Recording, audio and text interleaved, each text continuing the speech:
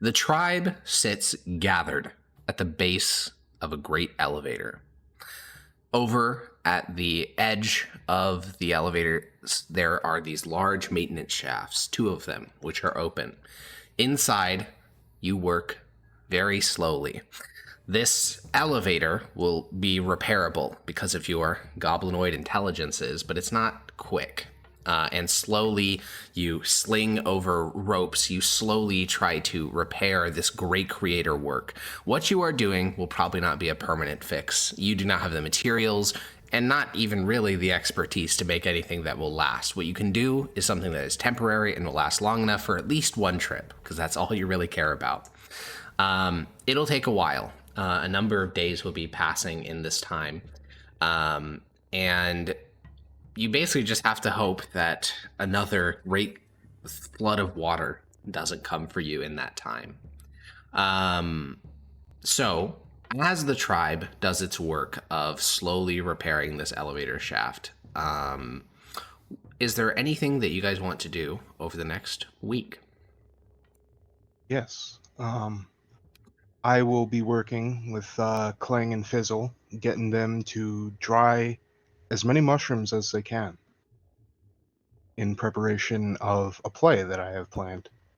Okay. Yeah, you guys got a fair amount of trade deep mushrooms while you were there. That's what most of your food stocks are made of at the current moment. Also quaggoth meat, but that doesn't hold very well. No, I am. I'm specifically looking for the crimson fungus to be dried. There is none. There's only the living ones. And those cannot there's be the dried. box. Yes, those can't be dried. You need those to plant them in your new home. Well, you said that the box was like overflowing with spores. No, correct, which is needed. The crimson fungus has to be basically drowning in its own spores to actually germinate. And there's just none that I mean, there's little, like there are some. If you wanted, you could take off little amounts of new growth from those bodies. But yeah. Oh, okay, yeah. Okay. I thought you wanted a feast amount. I'll even like give everybody a microdose. I don't care as long as it just gets into the system. Yeah, you can get probably one or two little caps that have recently grown from within the bodies that are inside of the box. Okay. Well, I'll have those dried, and I'll be training like 6 goblinoids for the play. Okay. Yeah. All right. You're at work being a little theater director. Yeah. Yeah, I mean, most of the tribe can't really help with the work of repairing the elevator shaft. A lot of it involves constant journeys up the ladder, tossing down ropes, tying those ropes, tying other ropes together, adding counterweights that you're going to have to recover at the end of this, or like going down into the like well at the base of the fly system, getting the chains from there and the iron from there. A lot of it is this very intense physical labor, which I'd say about 3/4 of the tribe can help with. The other quarter has some type of infirmity, or they're just young. So you have that. That's basically who you get to choose from. So yeah, Clang and Fizzle are good choices. Yeah. Plonk is also a pretty good choice. Yeah. Bring in a whelp. Yeah, whelp is also pretty weak. Ideally, I'd get 2 of each goblinoid sort. Let's see. Well, Rathak is a 50-year-old hobgoblin man, so I think he's a pretty good choice. There's also Zulik, who is a little kid, so he's a pretty good choice. And then for the bugbears, you're just going to have to go with the children, because all the adults are physically capable. As long as they can, like, say a line, sure. They can say a line, yeah, they're kids. Kids can say lines. Yeah. And you get yourself your little cadre of children. Munch, I assume you're working during this time span. I mean, since you're yeah, makes sense. I'm working. I'm acting nice and big. I'm feeling myself. Yeah, the big one. Yeah, I'm the big one. I'm the big one that makes all of the rules. That's some real shit. Mardak, what do you envision your role being in the repairing of this elevator? So I'll probably be helping organize, point people around, tell them what to do, and using mending to repair whatever chains we can get as they come up. Yeah, 100%. Yeah, there's lots of stuff to be mended. This is actually maybe the textbook use case of a mending spell, because the chains that secure the mechanism of the elevator, a lot of them snapped pretty perfectly because it's made by dwarvish hands or creator hands, so you can pretty easily mend them back together. Yeah, I think that makes lots of sense to me. And Blam, what do you picture your role being in the great repairing efforts, or do you leave that to other people? I will participate in like a intellectual work sort of role. Like, Pro understands the fly system. yeah, as much as one of our party can understand it, I feel like Yeah. I would understand it the most. And then also I have mending as well. So Okay. Well, remember, you are goblinoids, so your party understands it to a shocking degree, and the more you work with it, the more you start to understand it. true, yeah. So yeah, like I think that, yeah, last session when the party first came across it, there was almost like a supernatural degree of like figuring out what it is almost immediately. Like, oh, we know what this is, even though they've never seen anything in their life like it before. They're like, oh yeah, it's a series of counterweights and pulleys. I understand what this is. Okay, then Yapper, you're the only one of the core party that is not engaged in some type of work directly related to the repair of the elevator. So you probably over the course of a couple of days do the drawing of the mushrooms, teach the lines to your various goblinoids. You don't find really any complaints from the tribe. They're glad that the people who aren't working are doing something, even if they don't know exactly what it is. And I think over the course of these days, the air in the area of the tribe is a cautious hope. From what they heard from Munch, what's at the top of the elevator could be life-changing, but the fear still exists of the collapse of the trade deep. Not to mention all these prophecies of the dog-headed Quaggoth and escaping to paradise and the Red King rising and the ceiling falling down, and there's a mix of like hope and apocalypse floating through the tribe right now. So Yapper, once you've concluded all of this, what does your ritual look like? Yeah. So it'll be once work for the cycle has kind of died down and everybody's having their meals. Yapper will pass out the microdoses, and he'll get up in front of the tribe. And it starts like this. The play starts with Yapper at the front. He raises his arms and speaks. Bones mend like stems, flesh blooms like caps, and blood creeps across the land like spores. 3 goblinoids walk on stage, bickering among themselves. The goblin, Anket, is accused of being cowardly. The bugbear, Grosh, is accused of being stupid. And the hobgoblin, Dominus, is accused of being too rigid. The bickering reaches a crescendo, and the 3 draw weapons. Handfuls of red fabric are thrown into the air as the goblinoids swing at each other. Clangs of metal and meaty splats are heard as Yapper does sound effects behind the fray. The three eventually separate. All of them scream at each other, "I'm taking my people and making my own tribe," before storming off. Yapper calls from the back, "Many cycles later." Next few scenes are the gods lamenting about their trials in the world and how their people are failing to overcome them. The goblins lack the ability to project real force. The bugbears can hardly be motivated to do anything. And the hobgoblins are so focused on order and rules that they want to join the enemy. The gods find their way back to each other. Each shares their woes, and in turn, each realizes they can solve the woes of others. Dominus whips the bugbears into shape, equipping them with powerful weaponry and discipline for their fight against the enemy. Grosh shrugs off the weapons of the enemies of the goblins, violently batting them aside so the goblins can move freely. Anket strikes at targets Dominus never even considered, disrupting the order of the enemy and leading to their collapse. 3 gods reunite, praising each other's cunning, violence, and discipline.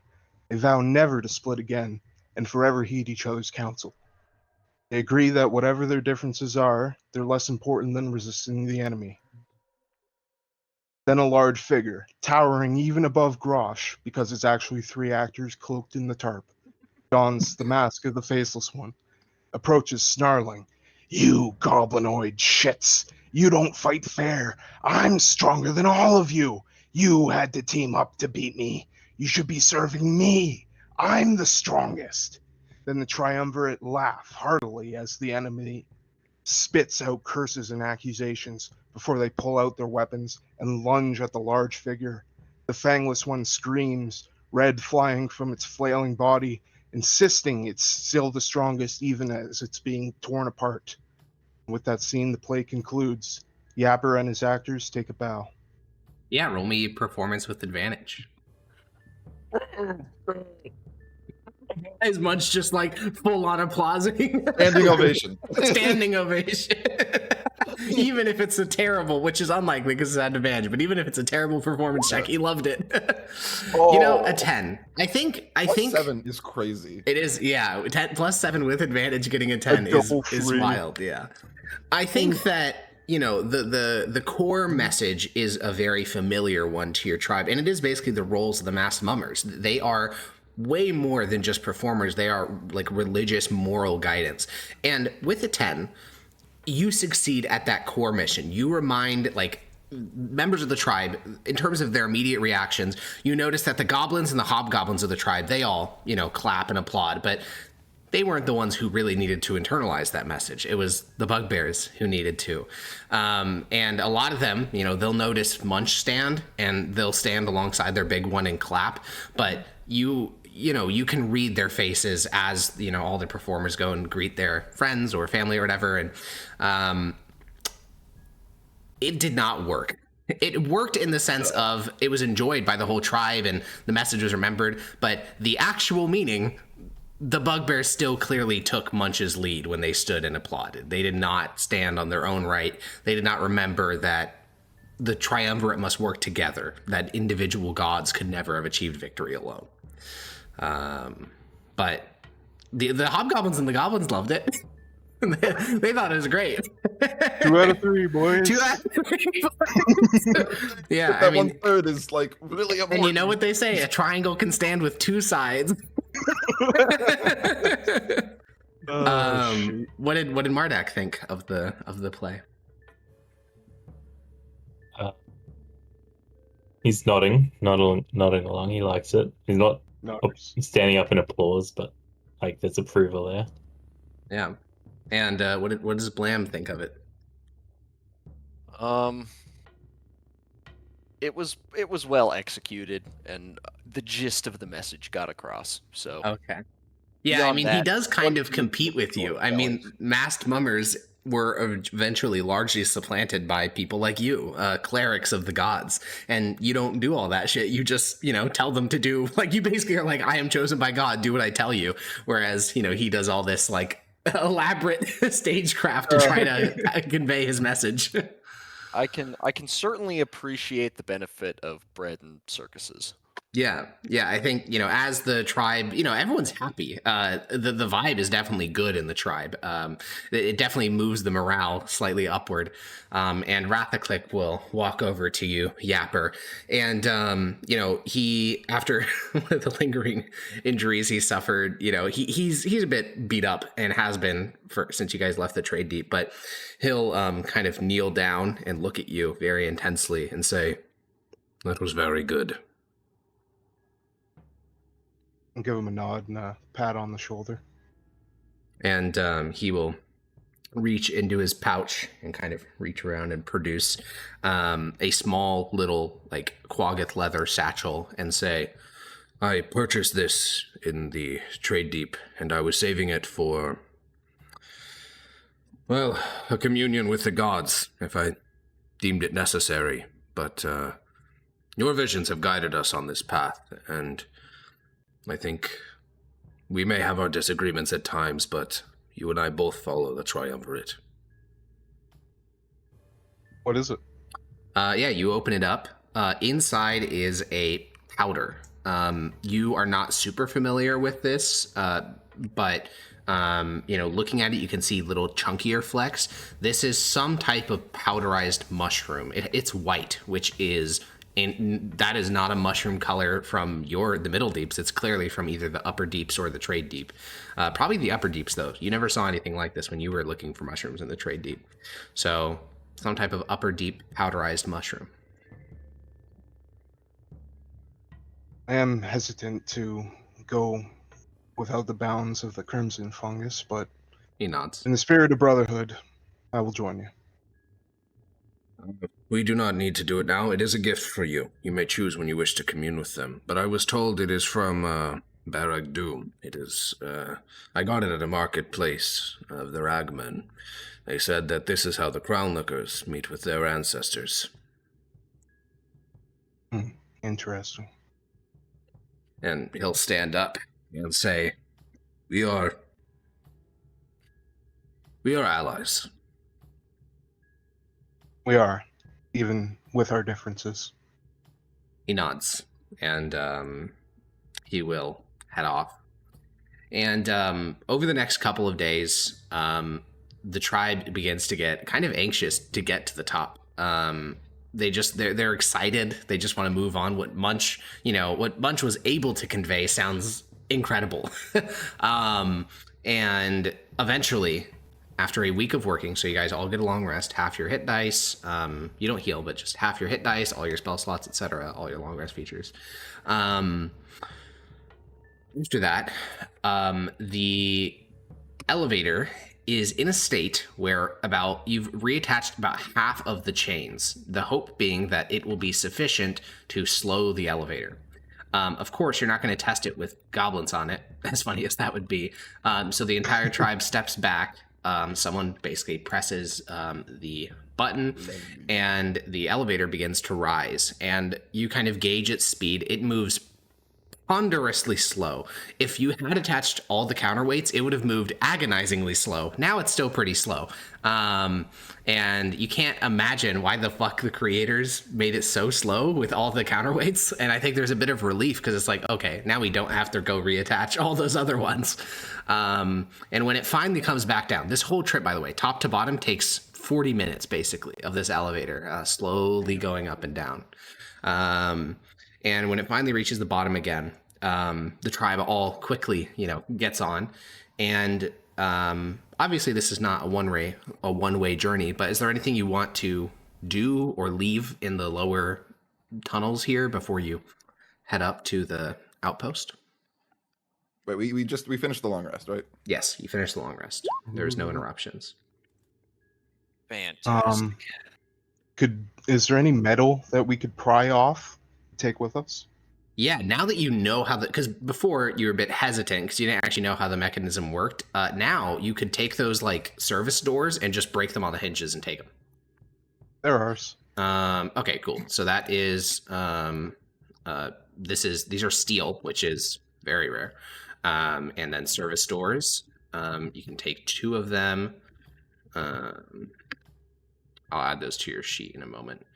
Other than that, though, you would need specialized tools because, like, to pry off like steel paneling is very hard. The reason the doors are so easy is because you can just break the hinges, which are not very strong when they're open. But yeah. Okay, cool. Yeah, you break those off, take them with you. I will say, if someone else comes to like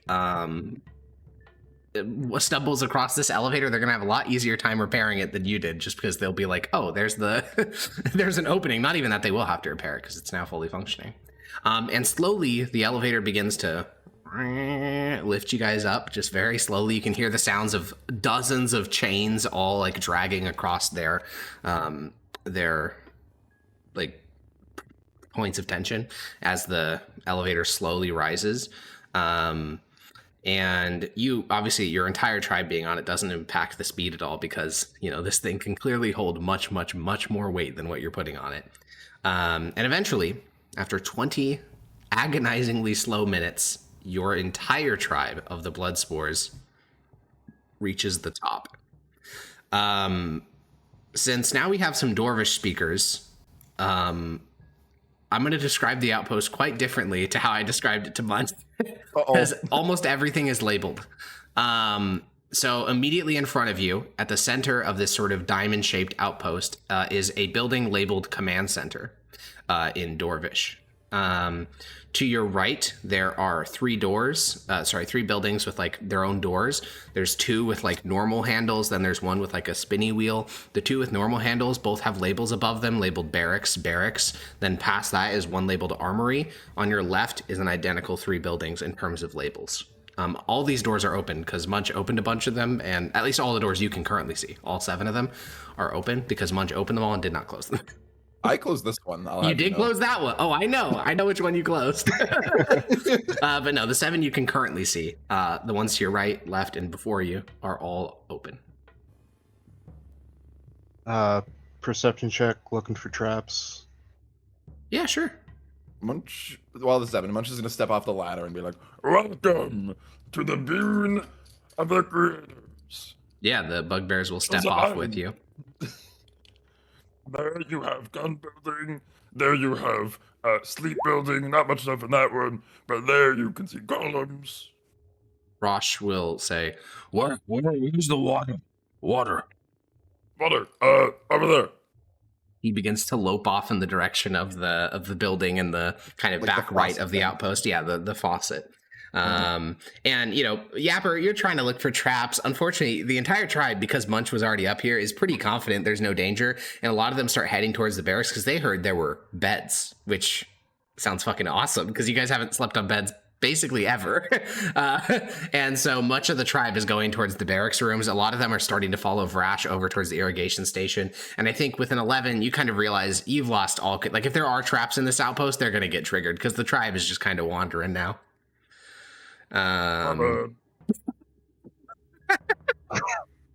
What, Munch, call him back. We don't know exactly what's in here. Hold on. Get back here. Just a moment. Safety precautions. Yeah, the tribe halts. I think for the rest of you, concerningly quickly. They just stop almost immediately. And the bugbears in particular, like come back, and Vrash, who, you know, throughout this campaign at time has been resistant of Munch's authority, will just kind of keep his head low and walk back. Holy shit, Vrash? Yeah. We all saw what happened to Hiss.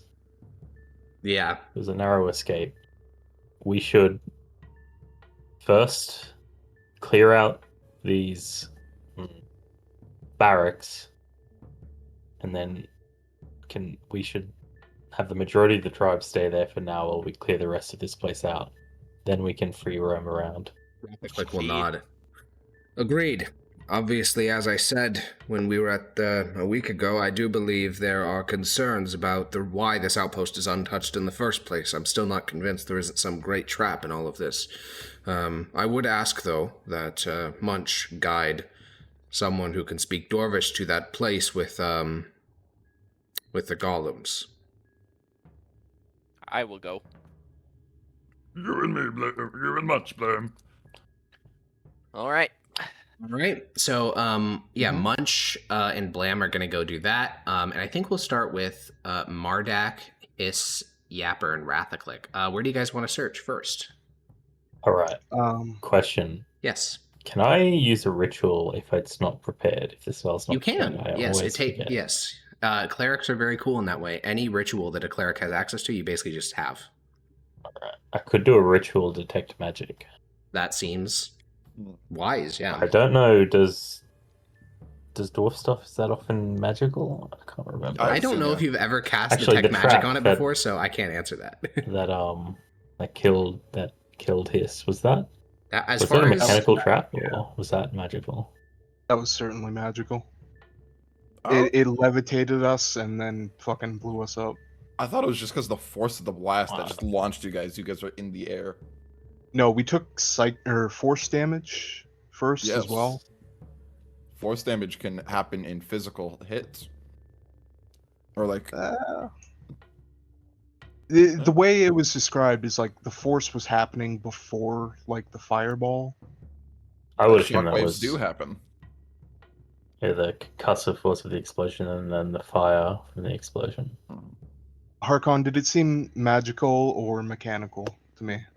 Well, I think the way you experienced it was Hiss opened a door, and then you got. I opened the door. Oh, you opened the okay. door. Okay, one of you two I opened the did. door, and then there was a massive explosion, and you were thrown across the room. Oh, it just happened instantaneously. Yeah, I described it slowly, but yes, it was literally Right. instant. Like Okay. within 1 second, you were on your ass, body like broken and burning. Well, it could be either. We have no way of really knowing. It's true. There are So it should be spells that are thorough. identical to explosions. That's true. You know what? Glyph of Warning is Checking for literally an traps explosion. is investigation, right? It is. I will say, though, if you intend to check every single room, and not even just a room, because like the command center, for instance, has 8 doorways and the central room. So if you're checking exhaustively for traps in every one of these rooms, this is an hours-long search, not like a maybe even days-long search. Okay. So if you want to do that, fine. that's fine. Okay, cool. Then rather No. than make any specific checks. First things first, yeah. I'll run a ritual detect magic, and then I'll do a broad sweep. Anything that looks suspicious or that has a detect magic ping, I'll note it down for like Yappa to check more intensely or something. 'Cause I'm not Okay, good I at think that's a investigation. cool. I think that's a cool idea. Yeah, you cast Ritual Detect Magic, and I think what you find is, Dwarvish technology is not technology in the strictest sense. It is magic. Even the Blam hammers are magical. They are not mechanical. So this isn't overwhelming. You can't, there are like parts of Dwarven technology are technically just made. Like the walls, those are just steel. They're not magical. So it's not like blinding, but I do want you to roll me like an Arcana check, because it's going to be, I think, difficult for you to discern what is a valid, like something to be even remotely worried about, or what is just a part of the infrastructure of the creator's things. You got the tuning fork, so at advantage too, yeah? That's only for golem related checks, I believe. I think But you did it's get just in general. I'll check. Yeah, you thank But you. it's 17 anyway, it doesn't matter. Yeah, it's a 17. So, Mardak, you go through. So, first things first, you look at basically the immediate area. Again, the Blam hammers all have magical signatures around where the chamber of the explosion would be. And then you look in the barracks. The barracks are actually basically empty. The only thing that's magical is these little, like, basically on the ceiling, there's these little square-shaped objects that are, like, translucent. And you will find that there's a lever that you can pull that makes them start to provide illumination. Those are magical. There's also a magical line that connects the See the lever school to of magic as well. So anything that's evocation, Yeah, they don't abjuration, actually have a especially. school. Well, they don't have a school. Yeah, runic magic kind of breaks I guess traditional dwarven magic classification. is too Yeah. different to what we're used to. The armory is a bit painful to look at first until your eyes kind of adjust to it. Every single Blam hammer and even the grenades, every single one of them has a magical signature on it. Also, as you're looking through the armory, you do speak Dwarvish, right? Yeah. What we have been calling the long blams are labeled as Ankazan Repeater Model 82s. Then what we've been calling the scatter blams are labeled as Anun Forge Twin Bores. And then what we've been calling grenades are labeled as Gamrek number 36s. Beyond that, though, other than all the items themselves being magical, there's only those like ceiling illumination magics. And the only other 2 rooms that are actually... Oh, I guess there's the command center. That's pretty complicated, though. Yeah, I think there is a lot of magical signatures here, but what you're looking for is, you said abjuration and evocation? Specifically, or anything Okay. else that looks out of place or weird. Yeah, then in the top right corner, there are 3 buildings. The central building, which is not open, it was locked. That one, the door has a signature of both abjuration and evocation and runic magic. Okay, that one. I'm going to... there's something I can draw with. I have... You have you guys have pigments from the various mushrooms you've collected, so you have like blue and red and red. I'm Okay. going to draw like a red semicircle around the base of the door and put a big X on the middle to kind of... keep Keep you're people doing away. the Passover shit. Do I'm not not gonna touch touch the this door. door. But the floor outside the door. Well, yeah, Munch So that touched is- it, so clearly it's not a boom on touch, but Munch tried to open Okay. it. he tried, yeah, he fully tried to open it. My king. Yeah, but We'll you paint the investigate door. that one later. But Note other that than down. that, you find that one of the doors in the command center, because there's this large central room with 8 connected to it. I'll describe all these rooms more in depth when we search them in particular. But there's 8 doors attached to the central room. One of them has a, let me go check what the spell is. I think it's Abjuration.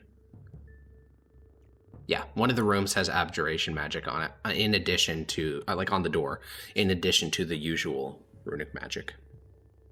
Okay, we'll mark that one as well. Okay, I will say, you can also determine the intensity of the spell.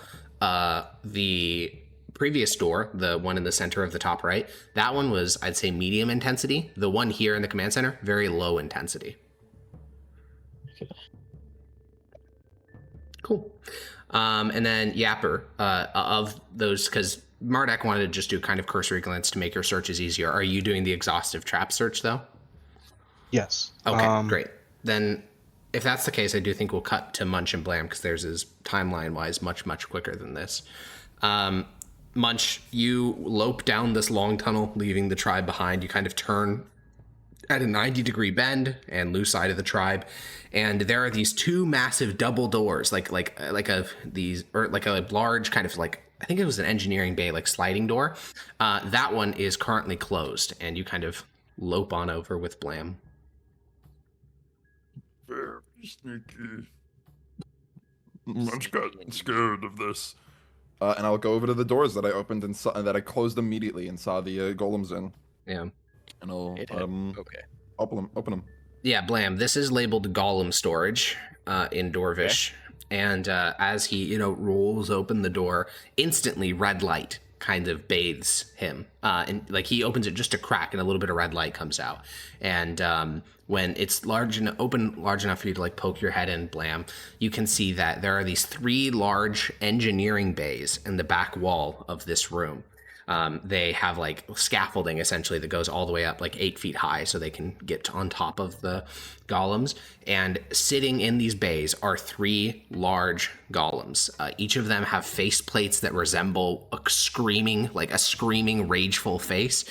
Their eyes glowing a bright red, and all 3 of them are kind of sitting there dormant. And Munch, you just shut this door, right? When you saw the golems? Saw Golem what Golem could do before back in Grey Deep. That scared Munch. That was a wise choice, but I believe these golems are dormant. The door says golem storage. So I believe they are in here for repair or simply storage work. Yeah, Munch didn't want to be the one to wake them up. That might be a complicated process, but we'll take Yapper it did it slow. pretty easily. Yeah, that is a fair point. Open the door all the way, but slowly, and we'll just be prepared to shut it right quick and leave. Okay. Yeah. Munch opens the door. Yeah, all you the way. finish opening it fully. It's quite wide. These golems are about, let me go find the exact, you've seen this type before in the Trade Deep, specifically... the red metal runny springy yes, ones. exactly. It's those ones. Yeah. They are about 8 feet tall, which isn't, crazy big. Sorry, 7 feet tall, which isn't crazy big. But they're built massive. They're like 10 feet wide. They are wider than they are tall.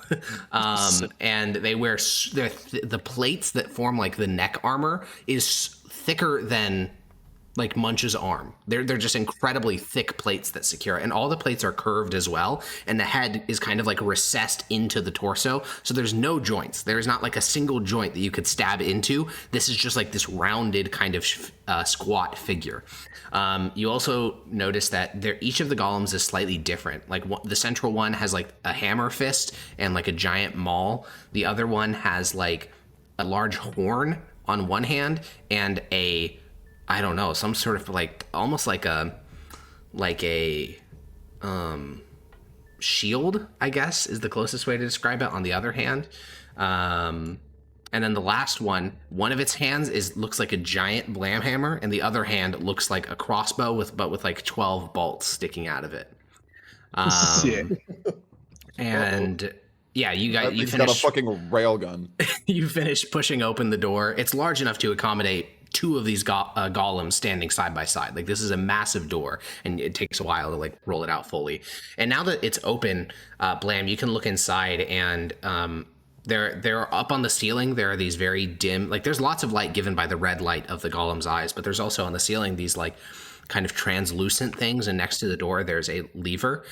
There's also lots of creator supplies in this room. There are familiar things like wrenches and spanners, things that you found way down there. There's also schematics. There are lots. This is clearly was an active place at one point. Basically, all the stuff I'm seeing is leading me to believe this is like a repair bay. Maybe not repair. Repair would imply there's damage, and these golems look spotless. But it could have been like a retrofitting or like maintenance bay, basically. Yeah, Put them maintenance. where they're not being used. Yeah. But yeah, well, they're clearly being worked on because there's like materials for working on them and parts and stuff. So I think retrofitting is probably your best guess. Yeah, to be fair, I'm being far more generous to Blam than I was to Munch, because I think Blam has this, again, you spend a lot of time in that irrigation center, and also you have this kind of intuitive ability to like pick up certain details about this room. I will say those schematics on the walls very clearly are this type of golem, and it's labeled a Type 3 Dreckhammer. Type 3. Okay. And there are 3 variants. There's like 3 blueprints. There's the just a Type 3 Dreckhammer. Then there's the Type 3 Dreckhammer Screamer variant and a Type 3 Dreckhammer Thunderclap variant. Okay.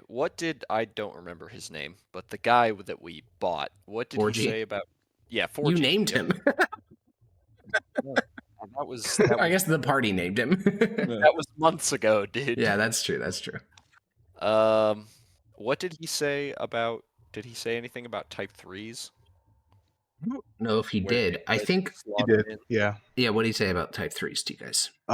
He said that those were like desperate.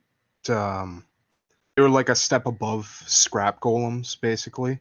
A lot of them were made in with red metals, like in the trade deep. Those were Type 3s. Okay, so not like the worst, most desperate kind. No, not, they're like shit rippers. Like they can fucking suplex you and tear you apart. And Yeah, the Type 5s was what Stovebelly is. It's like totally improvised. These have like actual schematics. They're like clearly made after a template. They're not ad hoc. Okay. They're like actual things. Okay, and they don't react at all. They have not moved a single inch since you have opened the door, or even when you stepped across the precipice to get a better look at the blueprints. Okay. All right. Munch, I am fairly confident these are dormant. Munch, roll me a wisdom saving throw. Uh-oh. Uh-oh. Fuck. I lied. Wisdom saving throw. There it is. Yeah, I mean, this little goblin tells you that it's okay, but when you look at the glowing red eyes and the furious faces, these golems kind of look like Grosh, and I think that's like actually really scary. Like, he's telling you it's fine, but like these all hate you. These golems hate you, and you believe that 100%.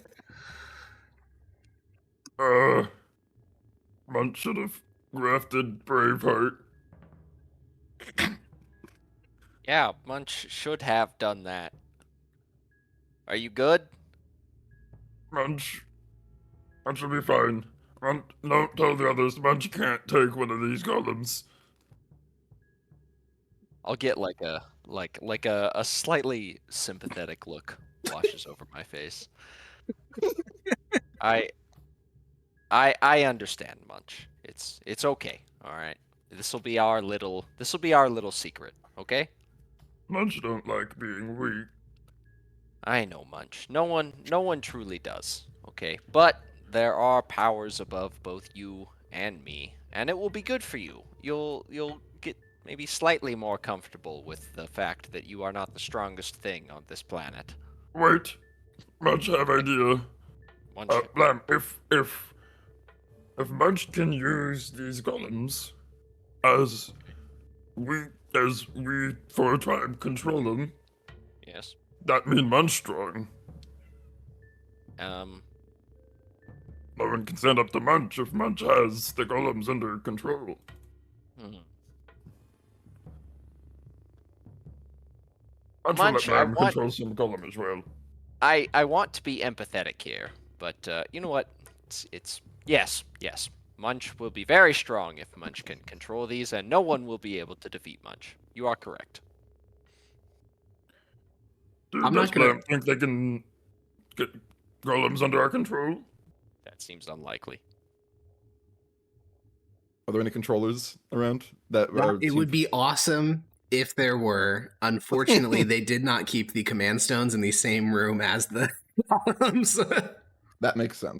Yeah. However, in the Fungal Brain Trust, Yapper informs you that there was some sort of programming thing in the map tablet. It's true. There's also one in the irrigation station, and there also was that locked room in the Giga locked room in the top right. But Munch don't remember. Yeah, that's fine. I also, real quick, I do feel like Munch is the type of person, if like he ever actually met Grosh, he would try to eat him. Just like the way you were describing it, like if you were stronger than hit God, you would try to kill him and eat him for sure. 100%. What is the point of like God is stronger because God is stronger? Yeah, if you stronger, you kill and eat him. Munch become God. Yeah. So Blam, you kind of walk in and start to glance around. Can you give me like an Arcana check? And I actually will give you advantage here because this is Golem related, and I don't actually remember who has the Golem for. Last it was Mardak, but could have handed it off. Yeah, I mean, he could. Yeah, I could just go over and hand. So yeah, Arcana at advantage, Blame.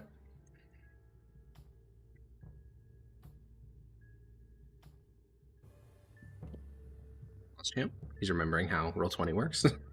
I'm sorry, me. Yeah, you.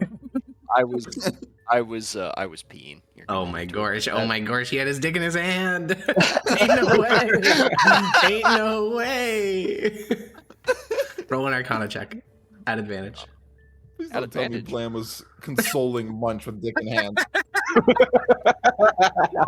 Oh, that's so concerning. I don't even want to think about it. Okay, a 12. Okay, so a couple facts about Type 3 Drek hammers that I think you could both divine from memory as well as things that are actually written down on these schematics here. Number one, their armor is so thick that just to put a quick mechanical number to it, your guess would be somewhere in the realm of like 24 or 25 AC. Number two, average Drek hammers just have fists, but their hands are meant to be detachable. It's one of the few joints that are actually visible on their body, and that's clearly what was happening here. They were retrofitting the other two Drek hammers into different variants, which are the Screamer variant, which has a giant horn that, according to the schematic, they can blow, and it does, like, obliteration. Like, you don't understand how that works. Like, that's not how horns work, but that's how this horn works, clearly. It does blow. Like you blow the horn and then it explodes everything that the sound wave hits. Does it have a? I don't think Blam would know this, but Yeah. for me, does it have a decibel number attached to it? On the schematic, it actually doesn't. Instead, it has the runes listed on the runes that are inside of the runic horn are listed on the schematic, like the runes that you would have to engrave. Those runes, since I do think you'll be able to read them because these are pretty common ones, those are blast, blast, blast, amplify, amplify, amplify, amplify. Oh, There are 7 runes on the interior of that runic horn. Have we encountered a golem that has a blast? Least I one don't blast believe you have. sigil No. on it? Okay. I think the only type of this that you've ever encountered is the normal one, which was sprinting full speed around the trade deep, like 40 miles an hour, obliterating buildings that it ran through. Yeah, that one. You've never encountered anything like that before. I will say the number of runes is when you make like a phrase in runic, the first letter, because it's a magical language, the first letter, very easy. Even like an intro apprentice could do that. Every letter you add complicates the phrase and makes it way more complicated. again, in Dwarf game, the best runesmith in all of, the Ironbeards could do 3. He could do 3 runes like tied together. This is 7 in sequence. Just amplify. Is it an exponential kind of thing? Like it gets exponentially Yes, more it does get exponentially more complicated. The second one, the Thunderclap variant, has they call it a Hawacha, is the name that is on the schematic. A Hawacha fist that can fire 12 scorpion bolt-sized projectiles at once. And then the other arm is labeled as a cannon. Cannon? It's just a cannon. Yes, it's a cannon with what is labeled as a 30-pound projectile. We encountered the word cannon before. That's an interesting one. I don't actually think you have. Not even in like the Deep War. But I think you look at the schematic. That's fine. Yeah, you read cannon, then you look at because there's only 2 runes in this one, and you're like, oh, that's a big blam hammer. yeah, that's basically. Dude, the great thing about this is you're a goblin. You pick up shit quick. You look at that. You look at the blam hammer that like Munch has. You're like, wait a minute, that's a giant blam hammer. 30-pound projectile. Yes, cannon. it's artillery. It's a piece of artillery. However, the Thunderclap does not have like abilities to reload. Like it doesn't have like when it fires its 2 projectiles, like its fist and then its cannon. It's done. Like it has to be reloaded by someone else. There's no internal storage of projectiles. Pound. Have we encountered the word pound before? That's a fascinating one. You must have, because Measurement. the goblinoid. Oh no, you're right. Because goblinoids use like weights and measures and kind of abstract systems. No, actually, I think that's an interesting one. I don't think you would, and I don't think you could extrapolate that because that's like a fixed unit. But is there a projectile visible? There is, and you could walk. Well, because it's not actually in the cannon right now. You can walk over to that station, and you can see the round meant to be loaded. Just this giant iron ball just sitting on like a large rack next to the golem. 30 pound. I look at this thing. Munch, can I see a bullet for your blam cannon? Do you want fun for the blam? The scatter blam, long blam, or blam hammer? Long blam, please. Got it. I'll hand over a magazine. Yeah. With the bullet loaded on top. Yeah, you hand over the long blam ammo, and it's bigger for sure. The cannon's much bigger.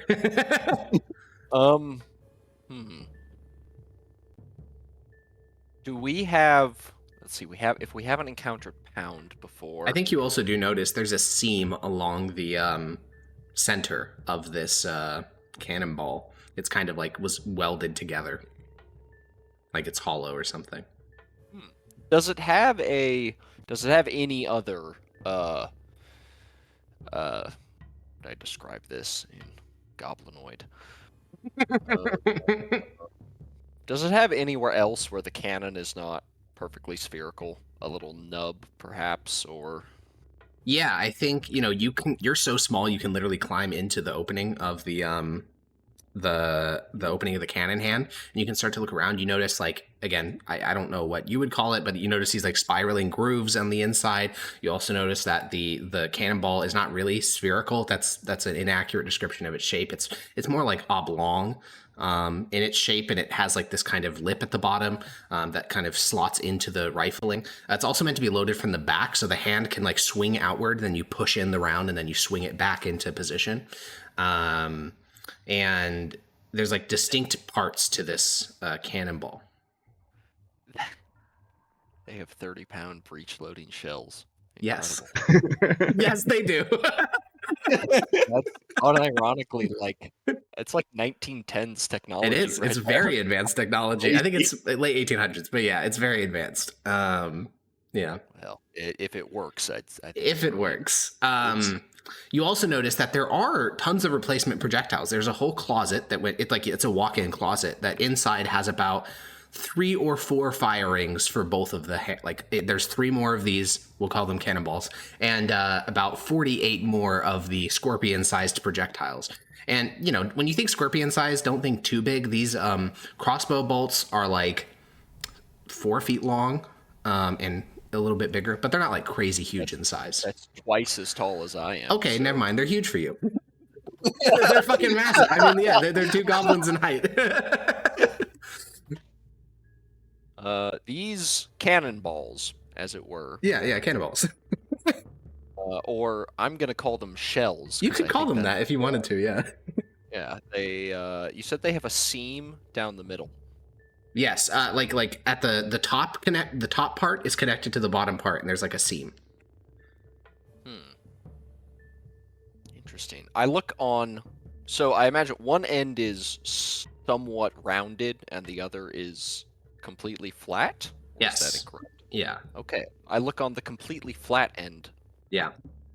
What is there like a circle within the circle? There is. Interesting. I look at the bullet, the long blam bullet Yeah. that I have. Does the back of it look the same? Interestingly enough, no. I mean, kind of. Like, you can see the same design principles at play, but the long blam bullet looks closer to... It's more pointed, for sure. It has, like... It's much more pointed, and then on the back, there's a tiny, tiny little rune. Oh, interesting. Okay. Yeah. I look at the inside of the golem's the barrel, as Yeah. it were. Does it have a tiny, tiny little protrusion, as in a pin? It of does. some kind. It's way not at the that back? small, but yeah, there is a pin. Well, yeah. yeah. It would not be that small. No. I look at the long blam weapon itself. There's a Does it rune. have- Oh. Very interesting. I wonder why they did that. What did you discover, Blam? There's the image of like Blam, just this random goblin just crawling through all these systems and mechanisms, being like, "Wait, I'm starting to get it." It's so accurate to goblins. They're always figuring shit out. You're like walking around like these creators. I'm understanding them. Like a dwarf would be horrified to see this. And they're like, "How is he figuring it out? Fuck. These guys were Neolithic 2 weeks ago. Fuck." These fucking cavemen. Yeah, these fucking Well, cavemen know how our guns Stealing work. my artillery. Well, I love Munch, it. it appears the projectile, the long blam fires, and this what should I call this? I don't Cannon? know. There's this shell thing that this cannon that's attached to the golem fires. They work slightly differently, it appears. If you look at the back of this long blam bullet, you see a rune there. And then if I look inside the long blam weapon itself, there's another rune. But this shell does not have that. It just has this, whatever this circle is. And on the inside of the cannon, there's this pin thing. They appear to fire in 2 different ways. One uses rune magic, and the other uses just Explosion? mechanics, I suppose. Explosion. Oh, interesting. Maybe one's a magical explosion, and one is just uses normal explosives. That would make sense. This must be a quite sensitive explosive, then, if it can be set off with just an impact. I think Munch, the fear of the golems increases. You're standing in like this little arsenal room, and you're like, "What? Sensitive? There's 3 of them right next to us." Not Explosion? explosions, yes, but not. Well, if it fired at me, you have no need to fear, Munch. These are completely, dormant, as it were. It would require them to be active for anything to explode, and they are not. Munch gonna go check in with Yapper. Okay, I'm going to mess around here for a while. You do that, Blam. Okay, Munch can't really help. Yeah. that's okay, Munch. Blam, as you begin to poke around, looking around this place, something that you've learned about the creators is their love for documentation. That is something that is anathema to even like it's one of those things where even as you logically can understand it, culturally, you have no fucking idea why they wrote this all down. This seems really dumb because you're able to read it. Like if they write it down, you can now acquire this information. Like no wonder the creators lost to the enemy because they wrote all their shit down. Like you can just read it. Like all their secrets are just right here. And as you open up various drawers and stuff, you will find more detailed schematics on specific sections of the golems. And again, they're all labeled in Dwarvish beautifully with like specific measurements and stuff. And you can very slowly, and this will take less time than you'd think, but it will still take some time to start to understand what are these things? Like, are they mechanics? Are they magical? But the creators love documentation. So everything's there to understand what these are. But yeah, Munch, you kind of lope off and yes, Hero? Sorry, just cough. Oh, that was an interesting cough. Blam, you will find Yapper and Mardak. Mardak is helping Yapper in his search. So far, they've made it through one barracks, and they're moving on to the second barracks, as the rest of the tribe is kind of getting a little bit impatient, but they're all sitting down in front of the command center, just waiting as you lope on over. How's the search going? Any traps? None that I've seen so far. No magic either, it seems. Oh, no magic. Well, no magic traps. There is a whole bunch of magic all over all the guns. They got runes on them. They got... Oh yeah, Blam discovered runes on the crazy. guns. Oh, the bullets have little rune on the back that do boom and shoot bam. Versus Yeah, cannon in their shell. Blam didn't teach much. Cannon don't have rune. It use a small pin. Yeah, he's saying Dwarvish words now, which I think both of you speak Dwarvish, but I think it is notable that Munch starts speaking like cannon is a Dwarvish word that was on the schematic. It's not a Goblinoid word, so he's just speaking like Dwarvish words to you. Yeah, Yapper doesn't speak Dwarvish. Oh, so okay, he he's just says like a random proper noun then. That means fucking nothing. He just gives him a thumbs up. Cool story, bro. I think from context clues, he can assume it's like a big blam. Yeah, big blam. Bigger blam. Cannon. Yeah. Which will like hold out his arms, showing size of blame. Big blam. Holy shit, even longer than long blam. Real shit. Well, Yapper has a lot of work cut out for him. Blam has a lot of little research to do. So now Mardak and Munch, a rare combination. What are you guys up to? Wanna go check out the command center, Meredith? Command center. Somebody. Yes. Yeah, you Okay, can see the straight creator away. who killed himself. Oh, dear God. It's true. It's an accurate. Yeah, Mardak and Munch, the two of you guys walk over to the command center. The doors still are open, and I'm going to describe it mostly from Mardak's perspective. Mardak, as you step into this room, it's a large vaulted ceiling. In front of you, there is a central table covered with lots of little figurines, probably to represent military formations, and there is a 2D map of Travaz Karag. Now, I didn't provide this map to Munch before because I think that he would have a really hard time describing it to the party. One's But intelligence is 7. it's not even intelligence, it's just hard to describe something. But now that we have the whole party here, this is the map of Travaz Karag that is provided on this wall in the command room. It's, it doesn't have as many labels as you would hope, but it does give you your first ever kind of like 2D representation of what Travaz Karag looks like. It is also labeled, since Mardak, you do speak Dwarvish, right? Yeah. It's labeled Throd Karak. That is the name on this map. But obviously, to you, it is just Travaz Karag. And there is also, do you have any questions about this map for the other descriptions, or pretty straightforward? Like You have a you are here. It does have a section? UR here, yes. There is a little red dot located right about here. Right about here. Yeah. Alright, we'll ping it. And there's that. Where's the trade deeps looking like they're gonna be? Is that directly below the lake here? Could be.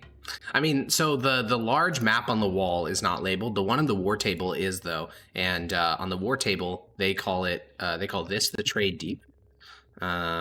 They call one sec.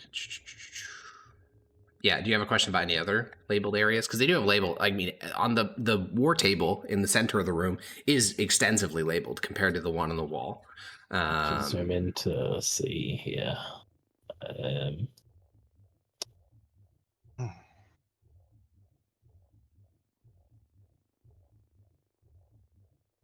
Gamrak, Old Smoke.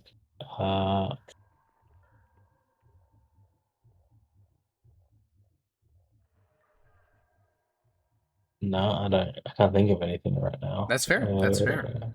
If you ever want to reference it in the future, you guys have never really had a map of where you are before, so other than the 3D representation, which I think was a bit overwhelming. It's a much more simplified version. But you can, yeah, so there's a large war table in the center, which has a bunch of military formations located. And also there is like blue and red. It's not paint, but we'll call it paint. Blue and red paint that marks areas controlled by the enemy and the defenders. There's also 8 like rooms connected to the central one. All those doors are closed. And I think Munch will probably like just lead you around to the back where you can see, yes, there was a creator who shot himself in the mouth. But since Munch took his femur and also took his blam hammer, it's just a pile of bones. Like there's not any dramatic pose. It's just bones. And there is a large terminal underneath the 2D map of Drivaskarag. So you have an intact skull. He does have mostly intact. The back is blown out. But it looks like it would be theoretically capable of speech with a certain spell.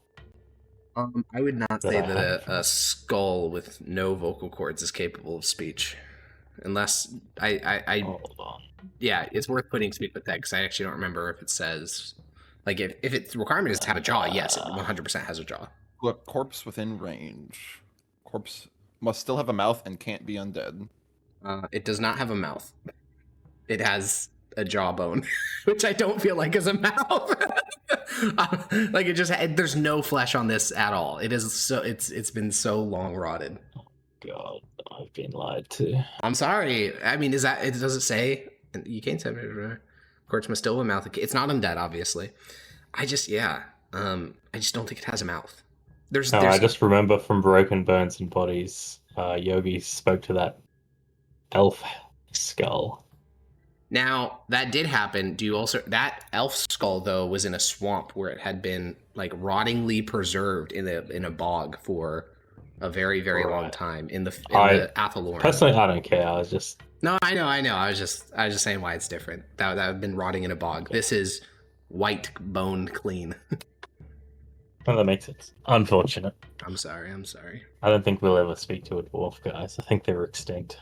It would make sense. I mean, I haven't seen any of these creator things.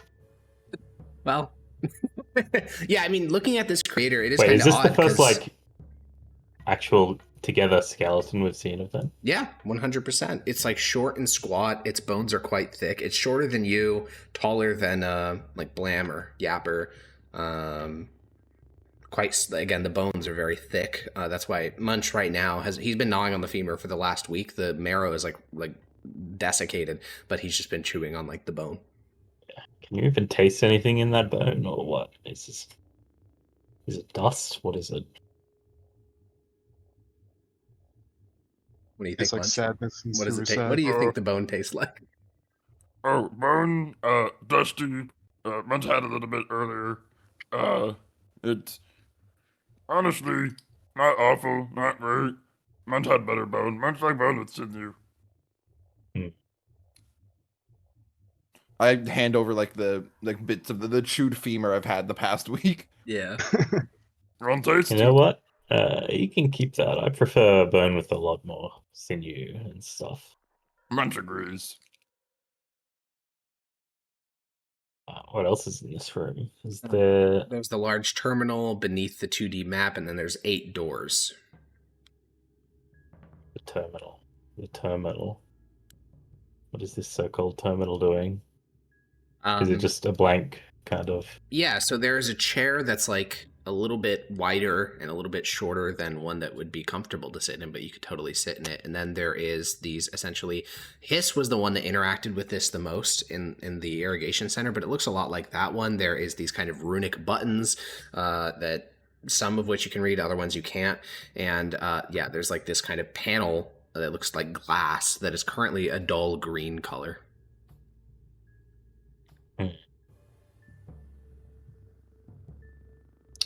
In Dwarvish, I'll say... I'll try and get it to turn on, say on or activate or some kind of keyword like that. None of that does anything.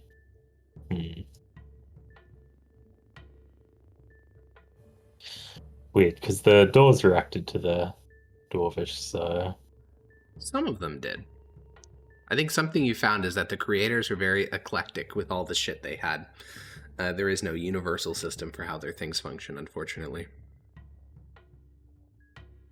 Any buttons? Lots of buttons. There are like 36 buttons. Oh. Which button looks the least explodey? There's a button that has previously, on some other devices you've touched, meant power. Push that button. Okay, you lean forward, push the button. You're sure it means something, but you don't know what it means. And the screen kind of, you see this like crackle of Marduk. Since you still have detect magic, you watch as like magic kind of floods the glass display and then just kind of sits there as illusion magic kind of covers it. And you watch as a bunch of text appears on this like glass screen, and then it rapidly starts to go through it. And, you know, you see things like file entry, edit, and just like move super quickly and completely unintelligible. And then it finally stops, and it says, it has 2 options. It says, number 1, enter command phrase. Number 2, access personal log. Wait, the personal log. Yeah. Then what do you do? How do you access log? it? There's no it's not voice commanded, so. Is there kind of a I would know the Dwarvish written language, or is it only a spoken? Well, so it is written in Runic. To read it, technically, Runic is different than Dwarvish. However, you also speak a bit of Runic because it's similar enough. Sorry, not speak. You can write. So you can read. You can't write, you can't speak, but you can read Runic. And yes, there's a row of numbers 1 through 0, or 1, 2, 3, 4, 5, 6, 7, 8, 9, 0. Okay.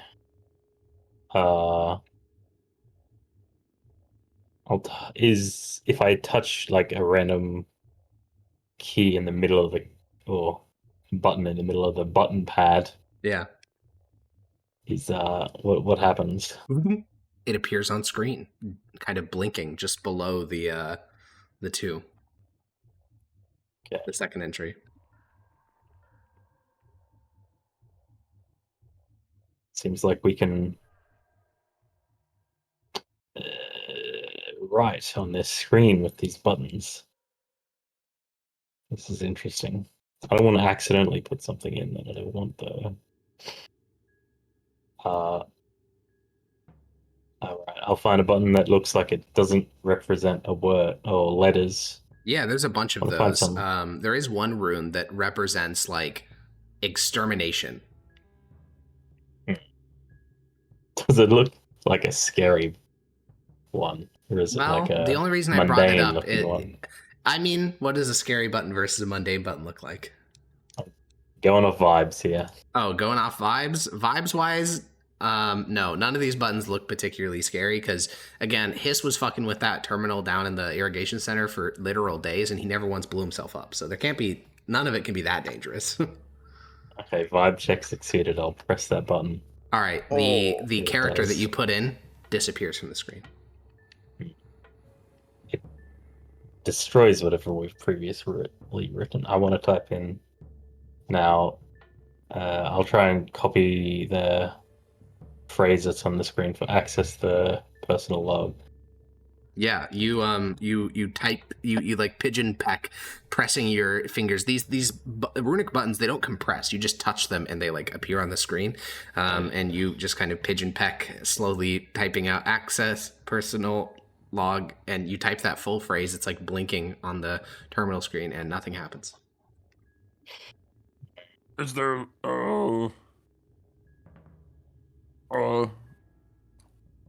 any other weird buttons? Yeah, there are other weird buttons. There are some buttons that look like special sort of characters in the Dwarvish writing system. Obviously, Munch can't read any of that. There is another button that looks like the explosion symbol. There is another button that has a rune that kind of means submit, like kneeling before someone's submitting. And there are some runes that are like short phrases rather than a single word. So those are like command, pull, push, access. Oh. Munch don't know any of that.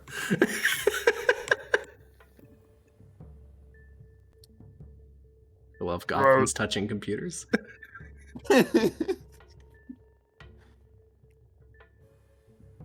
What's the point of this submit button? Why would we submit to this terminal thing?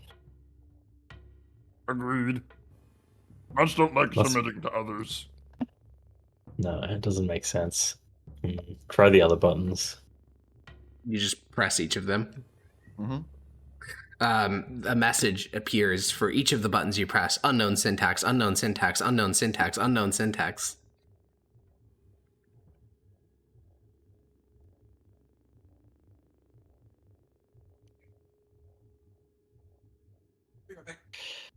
If I've run out of buttons, I'll press the submit button and see what happens. You press submit. Unknown syntax. Just slam the table. You slam it, a bunch of buttons go kind of haywire, like you just like hit the stone, because it's like a hard stone panel. You hit the hard stone panel, a bunch of like runic things appear, just like 50 different invalid syntax errors. You can't even see what the original phrase was anymore, because all the, like, it pushes the message up and kind of fills the whole space with invalid syntax. This is... Hiss and Blam are better at these things. Types on computer, gets angry, punches computer. I love it so much. What else is here? The doors. The Let's 8 have a other look at the doors. Yeah. You walk around and open them up. The first one you open is a small little room. There is like a bunk bed. There is, like a bunk, not like a bunk bed where it's 2 beds stacked on top of each other, just a bed that is like built into the wall. Then there's a table. Then there is a little closet and another little door, which you can open up and find a bathroom. Each of these are like little suites. The closets, though, have like cans and other things, which are labeled like various food names, like canned potatoes, canned tomatoes. I don't know why I keep thinking of vegetables. Canned boar, canned yeah, things like that. I'll grab the canned boar. Yeah. Chuck it to Munch. What is this? He tosses you a random metal cylinder. What is... Why? It says food, but... Took a bite into the metal cylinder. Okay. Make me a Constitution saving throw. Uh-oh. Yeah, your teeth are so strong that you rip right through the can. That's not the problem. The problem is that the stuff inside is beyond rotted. Like, rotted doesn't even begin to describe what the congealed substance is inside of this can. It's been, you guys don't know how long, centuries, millennia. It's been a long time since this can has been sealed. It has gone bad so long ago. And the sludge you get in your mouth is death. It tastes like death. And you don't vomit, but you do instantly spit the entire can out of your mouth and like across the room, and the like sludgy contents just kind of spill across the floor. Not food. Bad. Your tongue tastes like bad rot. Not even good rot, just horrible rot. Very rare Munch has something don't like taste of. Very rare. Munch didn't like taste of that. I suppose all of this is going to be like that. Not. It's unfortunate. Alright, what other stuff do we have? Yeah, Ignore the food you things. Unfortunately, that is all that was in the closet. There is also a bathroom with. Oh my god! Wait, you don't know what a bathroom is. Never mind. There's a room. I just realized you guys don't have toilets. There's a room, and inside there's like this. As you step inside the room, you kind of freeze because you see movement, which instantly like perks you up, and you look. You see yourself, and I think it genuinely does take a couple of seconds for you to realize, holy shit. That's me. And for the first time in your entire life, Mardak, you see yourself in a mirror.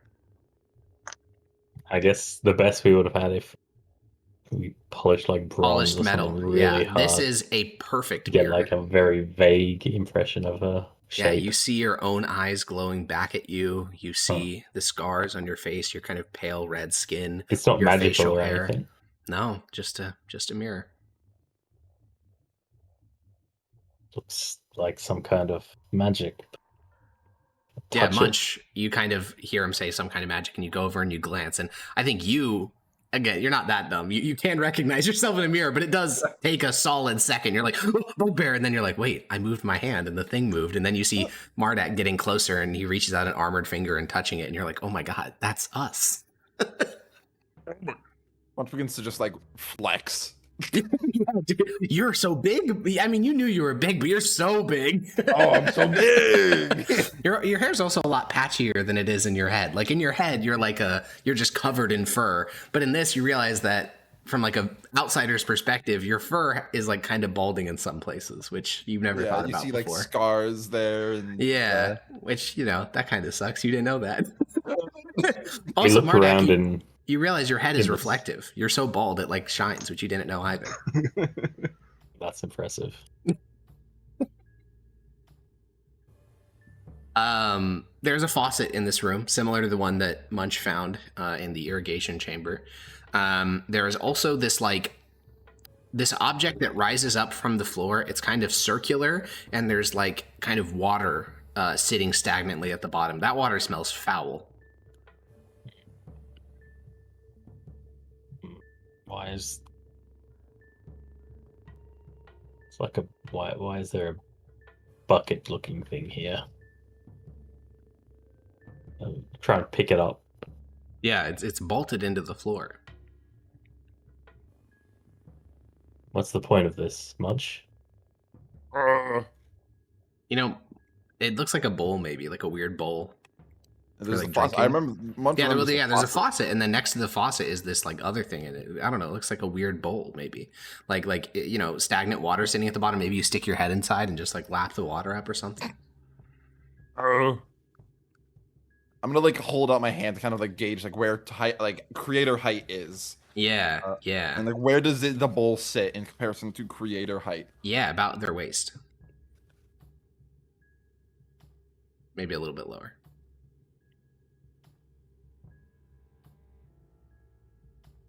I've got no idea.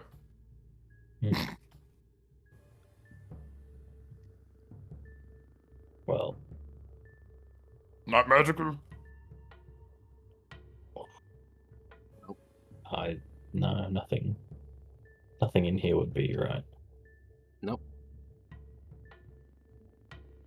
Well, except for Alright, the with- thing above you, the light. That's runic. Is there Yeah. a button on this bowl, or no? Yes, there's a little lever. Munch pulls the lever.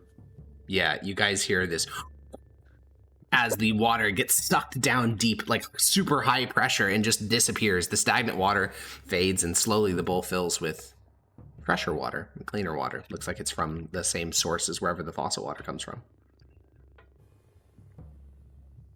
Trash can. Moving on.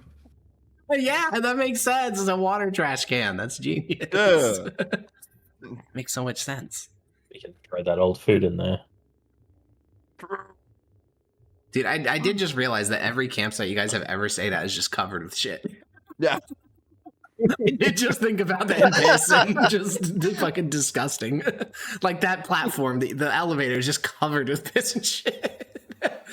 Oh man. Yeah, you guys check out the next couple doors and you will find that there are a total of 6 of these little like quarters, these small little officers' quarters maybe. Only one of them shows any signs of ever having been inhabited. Like the sheets on the bed are kind of folded back, which those sheets are in perfect condition, even after who knows how long. Also, a bunch of the cans are missing, and there's just some like open cans sitting on the desk. There's also a bunch of little notes on the desk, but it's like nothing coherent. It just looks like little doodles. And yeah, there's 2 other doors. These both are spinny doors, like the bulkhead doors, rather than normal doors that you open with a handle.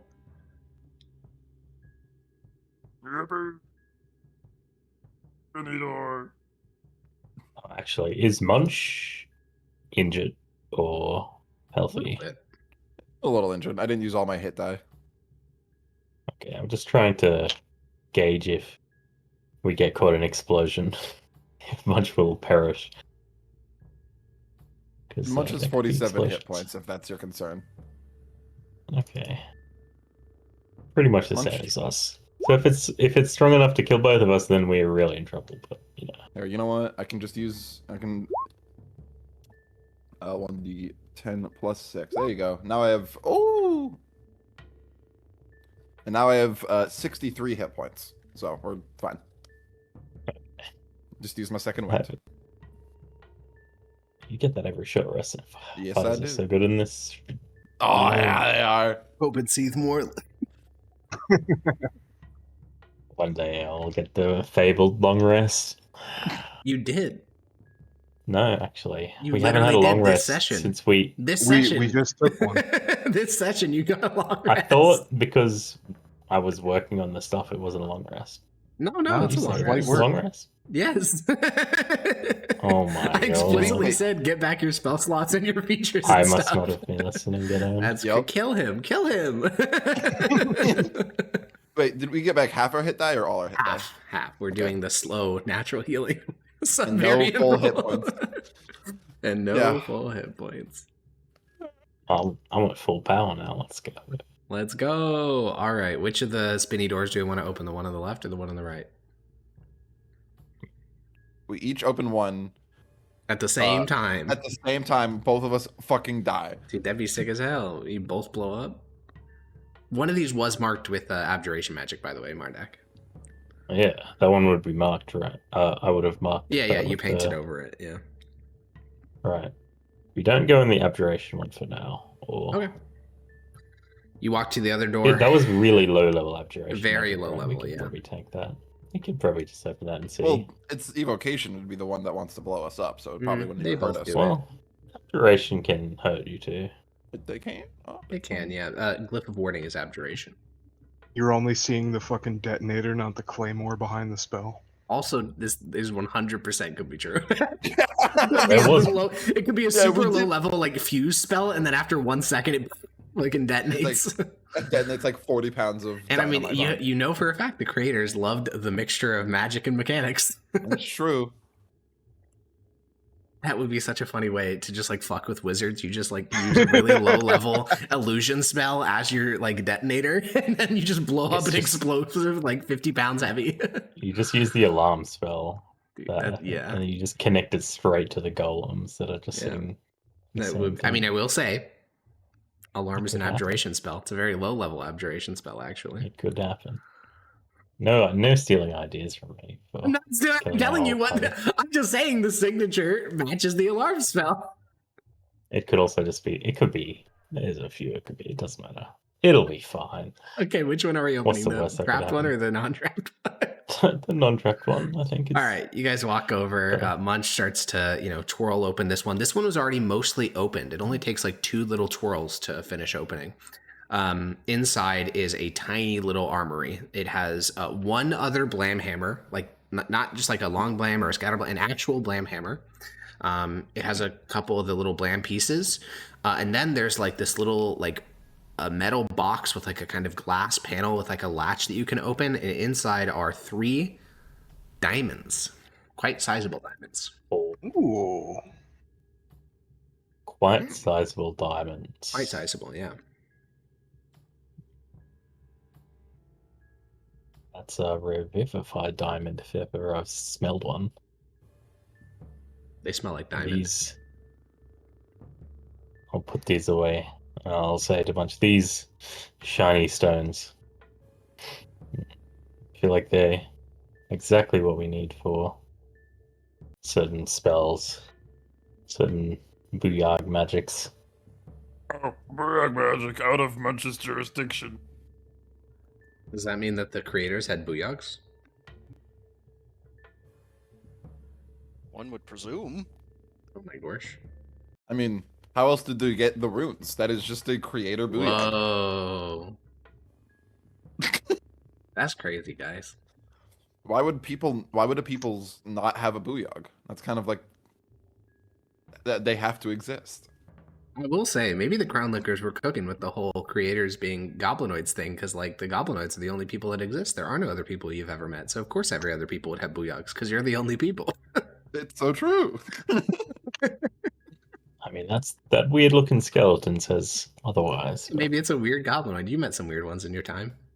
what if Oh, there's a 4G. no? 4G told us that the goblinoids and the dwarves or Yeah, the creators lived 4G together. told you. 4G told Yeah, you that. he knows fucking what's up. 4G. Fucking 4G, bro. The I little wouldn't trust goblin. 4G. Yeah, fucking 4G. He's been around. And this guy trusts a fucking goblin. Okay, so do you want to open the trapdoor now? Munch can take it.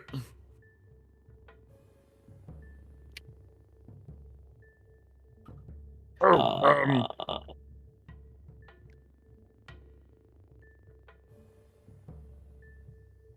Do we not have dispel magic?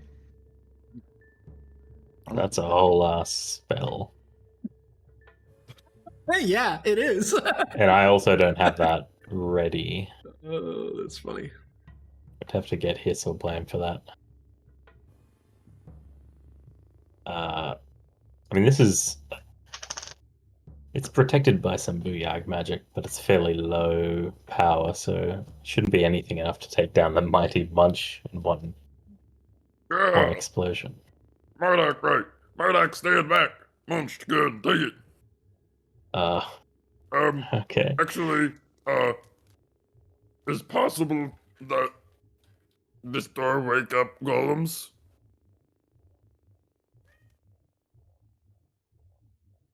Cut back to Blam, like inside of the cannon of one of the golems, looking around. It just fires him out of it. And unlike in Looney Tunes, he would be giblet. Unfortunate. I'd be surprised, but I suppose it could. Maybe we wait. Maybe we wait so Blam done inspecting golems. For no reason. Munch not scared of the golems. For no reason. Munch not scared of golems. Munch powerful. Munch big one. Munch totally not scared of golems. Well, if you don't want to open this, that is the... Other than the terminal and this, that's all that was unexplored in the command center. We could find Yappa, see if he can figure out what kind of trap it is. I can't tell more than that it's magical.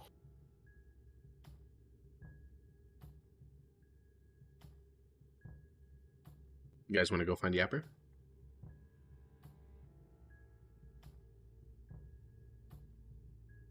We got nothing else to do. Sure. Yeah. Munch is back. You guys go to find Yapper. Yapper, you have cleared out 2 of the barracks buildings and 1 of the armories, and you're moving on to another one. I think, roll me an insight check. Can I do investigation, mayhaps? No. No, it's for the tribe. You know, when you... This is a mixture of, like, goblin intuition, but also just, like, kind of an investigative mind. You've encountered at this point a fair amount of creator leftovers. You encountered that bunker that blew you up. You encountered the irrigation center, and I think you get the sense that you don't know the timeline or anything like that about the war between the creators and the enemy. What you do know, though, is that by the time that irrigation station was built, based on the logs left by the defenders, they were losing really hard. And so that's why that place was pretty heavily trapped, because the assumption was victory is impossible. We have to trap this to all hell because it will eventually fall into enemy hands. Same with that little supply bunker you found. That thing, there was a random supply depot that was trapped with explosives big enough to kill everyone that entered the room. Again, that is, you assume this place is going to fall to the enemy.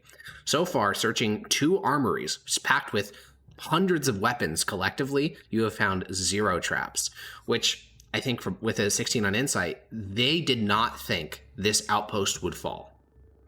Yeah, it wasn't even on the map either. Correct. This was secrecy seems to have been this thing's plan. It was never planned to fall into enemy hands, and it seemed to have worked. Again, this place had not been ever taken.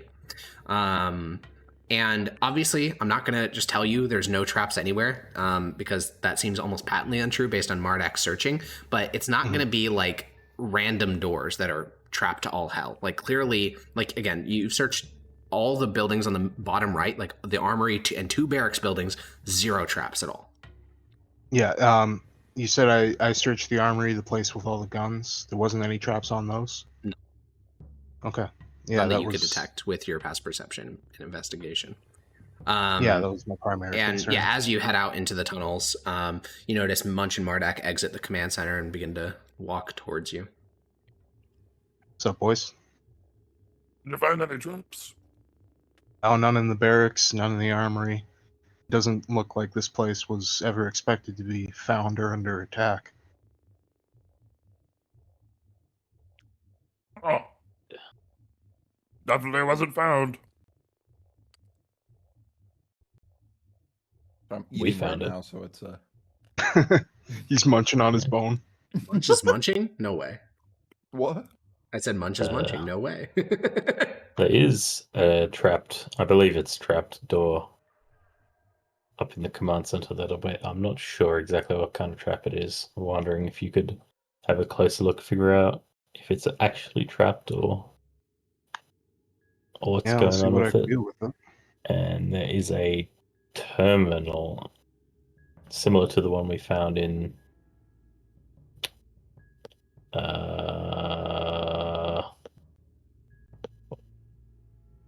In the Golem Forge? in the Golem Forge. I can't Well, figure it out exactly. Blam and Hiss did seem pretty quick on the uptake on the previous terminal, so you could bring Blam on over if you wanted. Yeah, I'll bring Hiss, and I'll bring even 4G too, because Sure. he has the most experience out of all of us. Yeah, you grab Hiss and 4G. I think as you guys are walking past the tribe, Wrathclick will ask, "May the tribe go into those buildings you were in, Yapper? They would like to see these beds." Yeah, it seems clear, but don't have Alright. too much hope for the beds. The last one's collapsed when I jumped Understood. on. I will I not have let them in the marked- armory either. I have Sounds good. marked a door that absolutely no one is to go near. Understood. And, yeah. Oh, don't think you can do that, Lord. What? Once tried to Once open it earlier. Last week. And the bed was good. Huh? Oh, the locked door over there. Locked up. Oh, okay. Wrathclick walks away.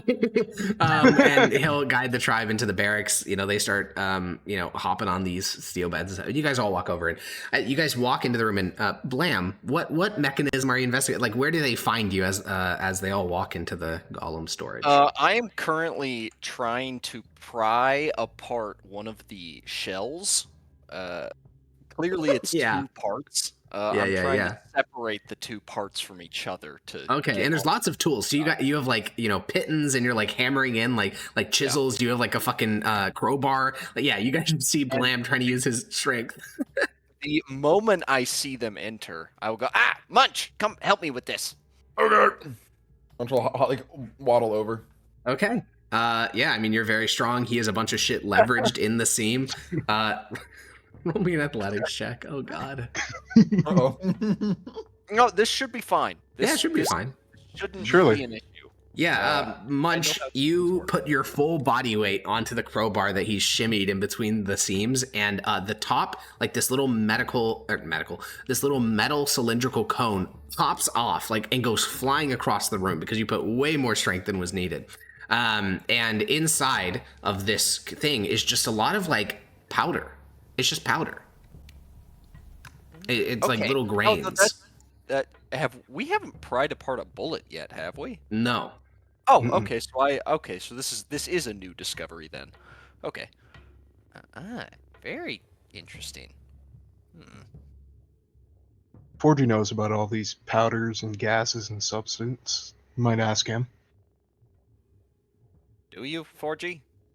4G was kind of staying near the back of the party, and he'll kind of step forward and say, Seen Black Hammer? vaguely, I didn't work in any forges that made them, and I was a bellows assistant, but I got a little bit through osmosis. This bit goes boom. I'll hold up the powder. Well, powder. not exactly.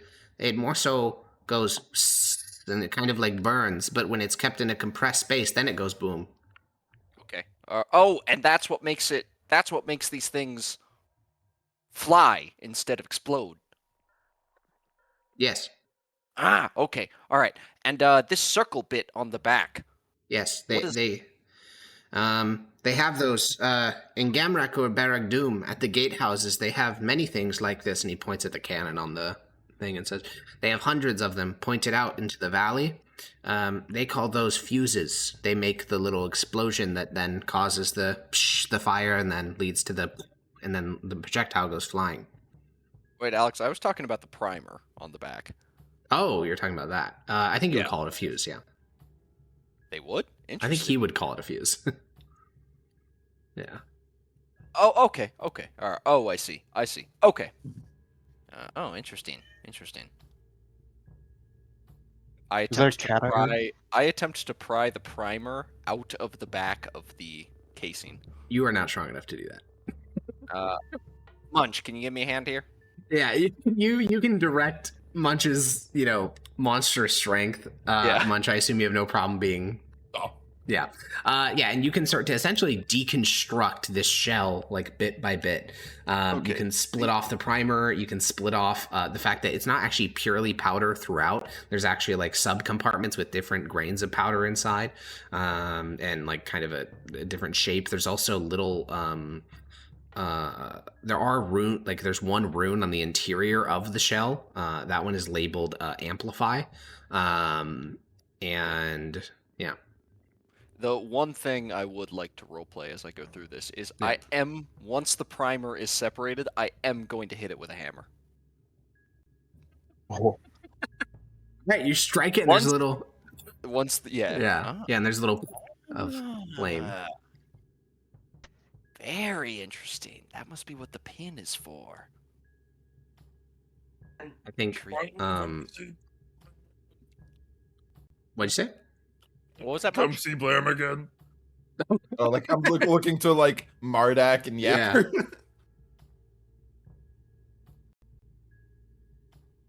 yeah, it's quite something. Well, he's saying, why did you guys come get Blam? He's confused.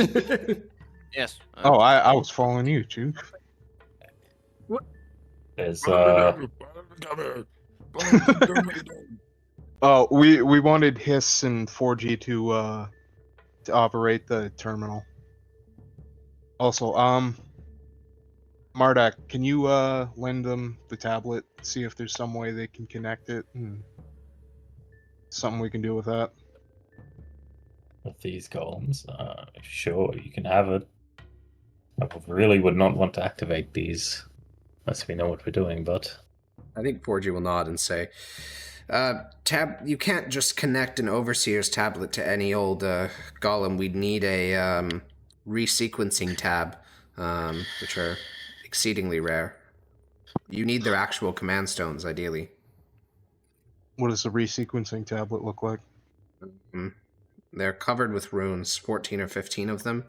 They're very small. They're typically made out of like slate or obsidian, dark black material.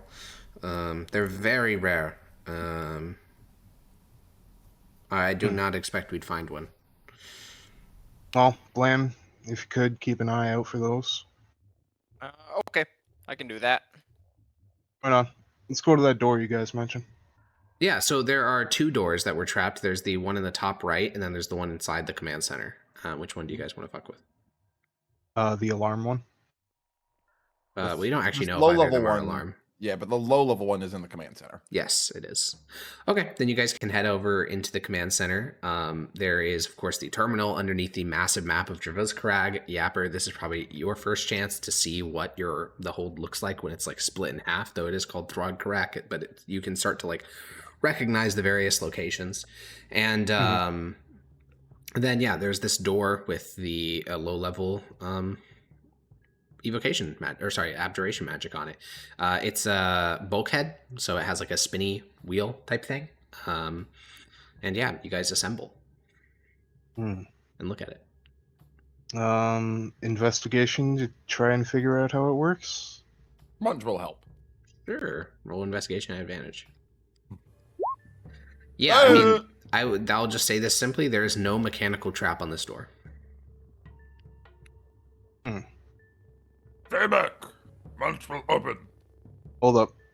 Can we like take the door off the hinges? No, it's a bulkhead, so it's recessed into the wall, and it weighs ungodly amounts of pounds. Like it's like a naval ship door that's like recessed into the wall, and you need to spin a big wheel to open it. Right. Yeah, I guess spring the trap. Yapper's gonna back. Stand back. Yeah, he's gonna back up around a fucking corner and not get crispy again, hopefully. Yeah, 4G will completely leave the command center. Marduk, are you sticking near to Munch, or are you also backing up? Back up a bit. I'm You're pretty not- confident it's a very Okay. low level, whatever it is. Okay. Um, Well, everyone's backed away, Munch. Sorry. You just put your hands on it and swing it open? All right, you put your hands on it. Nothing happens. You start to spin it, spin it, spin it, spin it. You hear it clunk. You open it up. Nothing happened during that entire process. Munch disabled the trap. He's a fucking genius. Inside of the room, there is nothing except for a large steel cabinet built into the far wall. Yeah. Walk up to the cabinet. There is a little like dial.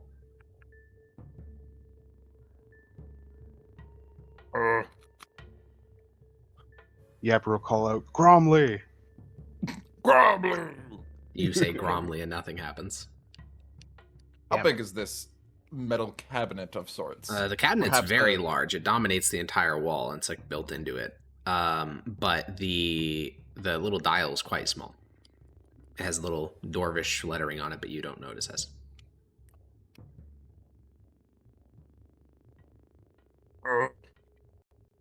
How like thick and dense is the metal? You know, just looking at it, hard to tell. But if you punched it, you'd know. What if I just slap it instead of punch? Okay, you slap it, and it echoes. It's definitely hollow. These are like this is a door. Presumably, when you do something with this dial, it'll open. In terms of its thickness, though, it's quite thick. It's like all creator architecture. It seems to be designed to keep something safe.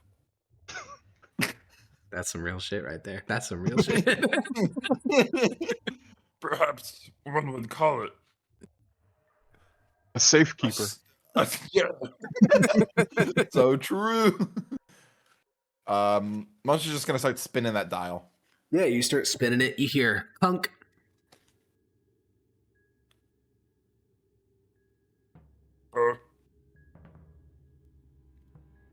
Just a clunk. Is there no handle or anything? No Nope. door. Oh. Push on the door. You push on it, nothing happens.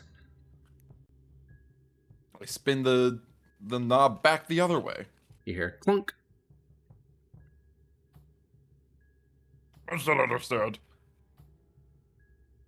Can I do investigation on it to Well, you can read. Oh no, you don't speak Dwarvish. Never mind. Yeah, you can investigate. I do. Yeah, Mardak, you can walk But I'm not forward, that clear. and on the dial is a series of numbers.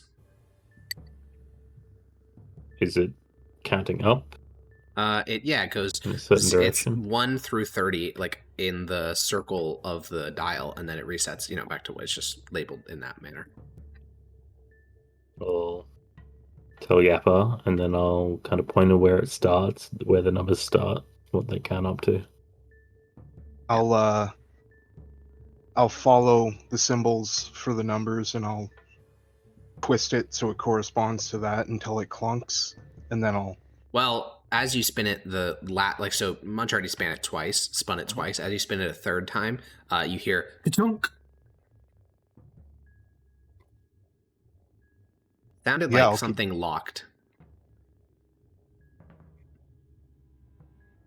Like it sounded like kind of the inverse of when you open doors.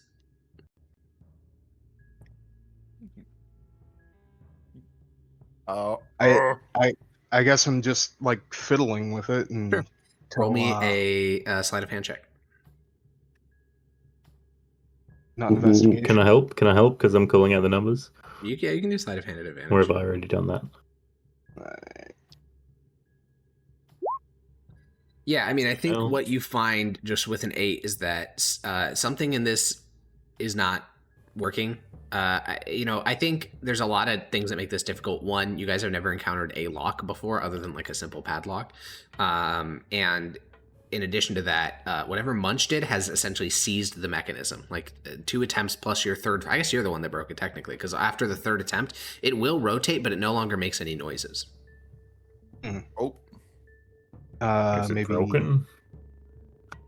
I don't know. Maybe thieves' tools to try to reset the mechanism. I'll touch it and try and mend it with mending. That's interesting. Okay, you do that.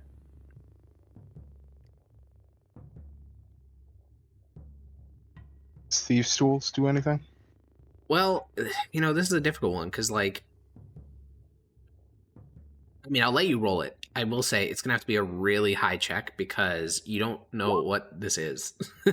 Yeah, with like a 13, I think, this is one of those things where that goblin kind of intuition, that like quick ability to learn comes in. You know what a padlock is. You know the fundamental principles of how locks function.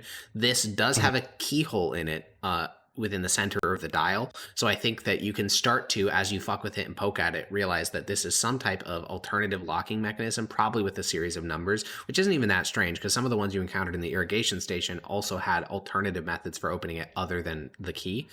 So that basically just means the core mechanism of opening this, that's fucked. That's just not going to work anymore. So the only way now is using the keyhole and just picking the lock. A 13, though, is insufficient. The gates here are really complicated and very subtle. The dwarf creator method of lock making was far beyond any goblin lock you ever encountered. Did Munch fuck it up? We both might have fucked it up a little bit, but tell the tribe if anybody finds a key, I'll make them a stuffed heart or something. For what keyhole? This thing here, he taps it. I was under the impression there was no keyhole. It's in the center of the dial. Oh. Yeah. Okay. I was incorrect. I thought it was just like referring to the lock behind the dial. No. If you want to spend 10 minutes, you can try to keep fucking with it. Make another check. Yeah. Oh, the first Next one will be an minutes. hour. Oh, no, that was already. He already did the minute one. Oh, Sleight of worst hand was the thing. first one. Thieves' Tool was the. If we really can't get it open, I'm sure Munch could rip it apart if he really tried. Oh. Yeah, I like but that. I like that confidence. we could also fucking steal it out of here and trade it away.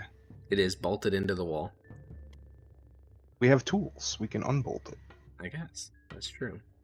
Yeah, the Thieves' Tools check. That is a fail because it's an 18. You can spend the rest of the day if you would like. Wouldn't Mardak be assisting me? Does on Mardak this? have proficiency in Thieves' Tools? He does Hell no. Does his Actually- might? I don't think his does, but there would be at least I one even- member of your tribe with proficiency. I don't even have the guidance cantrip, so I can't even help you with that. Oh. There would be a Well, yeah. member of your tribe with proficiency. So if you want to roll another one, sure. But I mean, obviously we're not taking the 23, but you can roll another Thieves' Tools. With advantage. 21. Oh. Okay. You grab. Let's see, who in the tribe would probably have this? I mean, definitely one of the slaves. Like 21, honestly, 21, 4G. 4G honestly could have Thieves' Tools because he knows a bunch of random shit. Yeah, I think 4G will come up and help you, and you manage to clunk, clunk, click. And the doors, as if like the lock kept them closed, the doors just naturally start to swing open. And you guys kind of step back, and inside, it's actually a very sparse cabinet. Like this is the safekeeper, if you will. The safekeeper is quite large, but there's only 5 items in it. There are 3 little there's 2 little like black objects with like little runes covered on both sides of them with a little like they're like rectangular with a smaller bit at the end, and then there is 3 large like kind of tablet shaped pieces of stone with runes like emblazoned in the center, and then a lot of little Dwarvish lettering on them. Are these, does it have the 14 buttons, like the resequencer that he mentioned? The 2 little inserts do, yeah. I'll smile at 4G. Look what we fucking found! And it's quite good. 2 rune tabs and 3 command stones. And guess how many golems we got in the repair thing? Presumably 3. Hell yeah! Give him a high five. He high fives you awkwardly. Hell Might as well yeah! be fully high-fiving you, Yapper. Hell yeah! It hurts your arm, Yapper. Whoa! But hell yeah! Well, perhaps we should tell Blam about this so Blam doesn't die. Yeah, let's go bring them over to him. Yeah, Blam, where do they find you now? You've had another almost 30 minutes to be poking around. I am comparing the difference between the shell and the bullets now. Yeah, you find Blam, he's like on the ground, sitting on the floor of this golem bay. He has like the deconstructed shell, all the powder poured out, and then he has like the deconstructed bullet, which has no powder. It's basically just like a solid metal projectile, but he deconstructed whatever he could. And he's currently like sketching out the runes on the bullet to try to understand like, what the fuck am I looking at? And he's just sitting on the ground surrounded by his works. Oh, hello Yeah. again. Yes. Guess who's got 6 thumbs and found control tablets for golems? How in God's green earth do you have 6 thumbs? These guys! Ah, I see. 4G says, tablets, eh? actually, there was 4 of us, so it's 8 thumbs. Oh, 8 thumbs, yeah. We're thumb gurus. Yes, of course 4G is... Yeah, why would you not count 4G? I forgot Mardak was with us. Ah, understandable, He yes. didn't count 4G, that he makes- forgot Marduk. That I'm makes, sorry, buddy. that makes far more sense. Man. Well, do you know if they belong to these golems? Or is that what you're here to try? Sorry, what was that? Do you know if they belong to these golems? Or are you here to figure that out? I don't know. I will press the power button on one. There is no and- power button. Huh? These are stone kind of tablets, like, think like Sumerian tablet, with a single rune in the center, and then some little Dwarvish lettering. Uh-oh. Be careful with these. They could be mad like those ones in the trade deep. We don't know what their function is right now. No, we do not. I will say, Right. since we have multiple Dwarvish speakers now looking at them, the Dwarvish lettering on these things will say, let me pull it up. The first one has designation, type 3, Dreckhammer, serial 1561, Gamrek, Annex 17. And then the next one is very similar, but it's 1562. and then it's 1563. Those are the three separate, and these are like, this is Dwarvish text underneath the large central rune in these tablets. Can we find that serial number perhaps somewhere on these golems? Yeah, Blam can actually instantly guide you to where it is. Like I said, these things are kind of built like interlocking series of rounded plates, so they have no joints. However, there are 3 areas where kind of the internals of it can even be gleaned, those being the hands. Those are 2 of them. And then on the very back of the neck, there is basically a creator's stamp. And Blam, since you were crawling around these things, you did find their like creator's marks on the back saying who made them, you know, where they were made, the timestamp of when they were finished, and also their serial numbers, which is what those are. And they match. They do match, and you can tell that the first one, so 1561 or 61, we'll just call them 61. We'll just do the 6 ones because that's easier. So 61 is the one with the giant like war horn, like the horn on his hand. 62 is the one with just 2 fists. 63 is the one with the cannon and the hwacha. 6-2 might be the safest one to start with. Out of safety, I mean, none of them are safe to start with, actually. Not a single one. Yeah, all of them are. It would probably kill your entire tribe. Oh, man. Maybe we can find more information about how these work on the terminal. Orgy will nod. I have no idea the specifics of these ones. I've never worked with a functioning direct hammer, so I agree. I don't want to be murdered. Munch agrees. Really? Munch don't want to be murdered. Oh, okay. Munch is a fucking genius. I think 4G will walk over to you, Blam, and say, "What are you doing with those bullets?" Well, I can see that the smaller ones are. They seem to be initiated via rune magic as opposed to. No, actually, and he'll kind of crouch down. My tribe, we actually made these ones. He points towards the Blamhammer bullets, not the cannon round.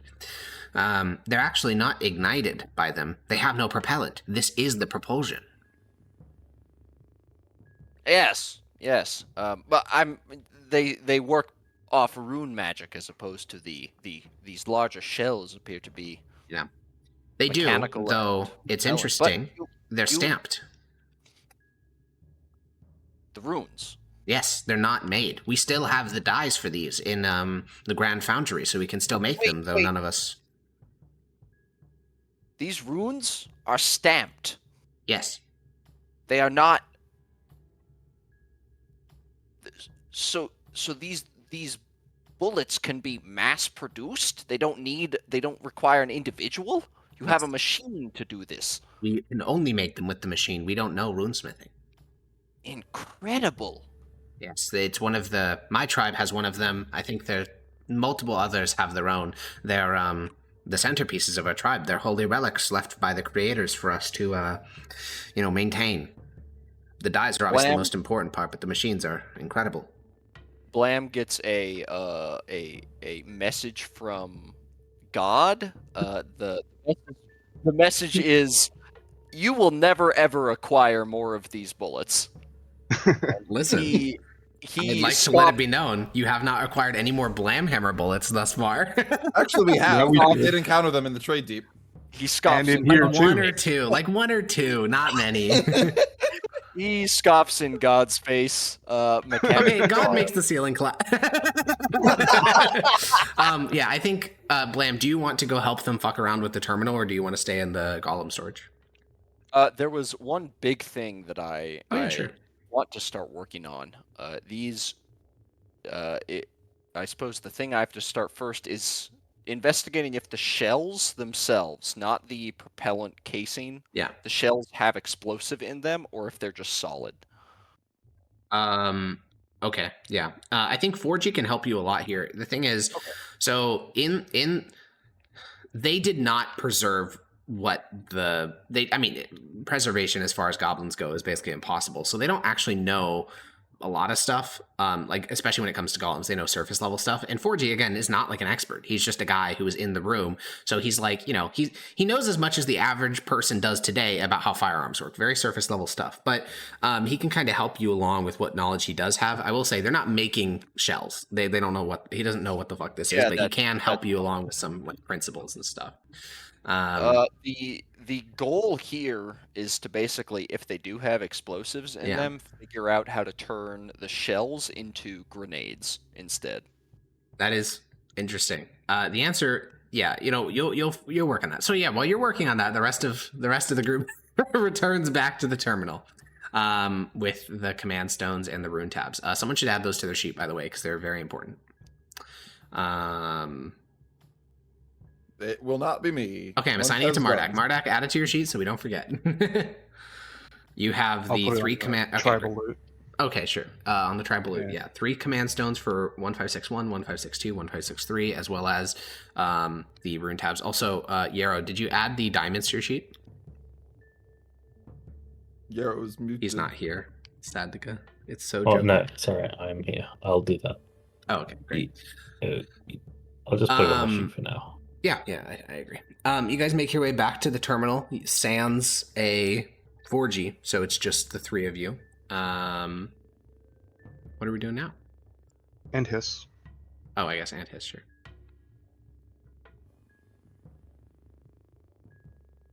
Make our way back to the terminal. Yep, you're at the terminal.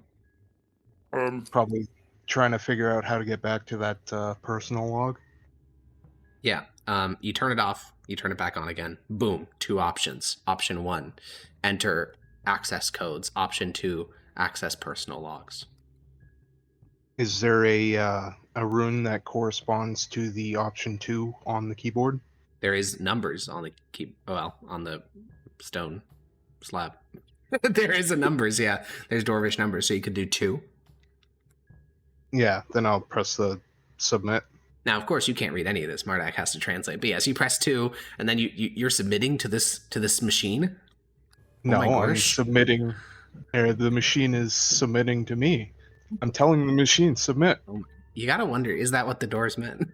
Yeah, you press the submit button, and instantly a log appears on the screen. And we're gonna change up. The I'm a music fucking little bit. genius. He is kind of a genius. all goblinoids are honestly geniuses by human standards. Not like no bit. They're all just very smart. Okay, so creator terminal log. This one is kind of long, but I'm gonna go through it.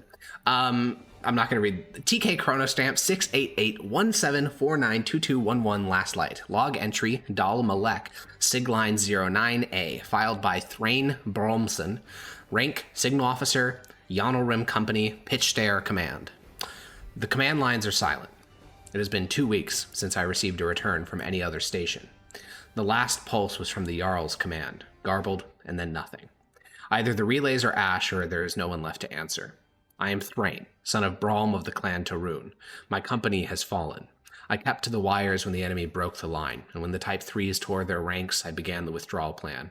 The enemy commands the machines. For a long time, they only cracked the Type 1 and Type 2s, but I've seen it with my own eyes and can confirm that the Type 3s are compromised as well. I make this record so that when the hold is reclaimed, the heroism of those who fought will not vanish. Log entry 09B. I hold true to my oaths. The Jarl told me to remain as long as the signal held, and the signals are gone. The High King Usfokuz told us to hold until relief came. Relief has not come, but we did hold until the enemy was soaked in the blood of our bodies. Log entry 09C. Yevessa, warm my hand where no hearth remains, and grant my bones to the deep stone and halls of rest. Ragnaron, remember my rage and my despair. Bind it to the enemy's name so that none of our kinfolk forget the grudge that comes to be fulfilled. Scully, first liar, let my final act be unseen. Let those who come next see my words, but not my final deed. Durin, maker and father, forgive this tool for breaking. Forgive all of us for breaking. Log entry 09D. I do not know how much of this siege is known to those beyond Throdkarak, nor do I even know the full details, but with the information in this command room, I have, to the best of my ability, reconstructed the enemy's tactics in this siege. If you have liberated this outpost, it means you have dealt with many of the enemy's tricks, but they always have more. Therefore, these are the major tactics they employed, which led to our defeat. On TK Chrono Stamp 686-012278-0104, it was recorded that the enemy infiltrated Gamrek.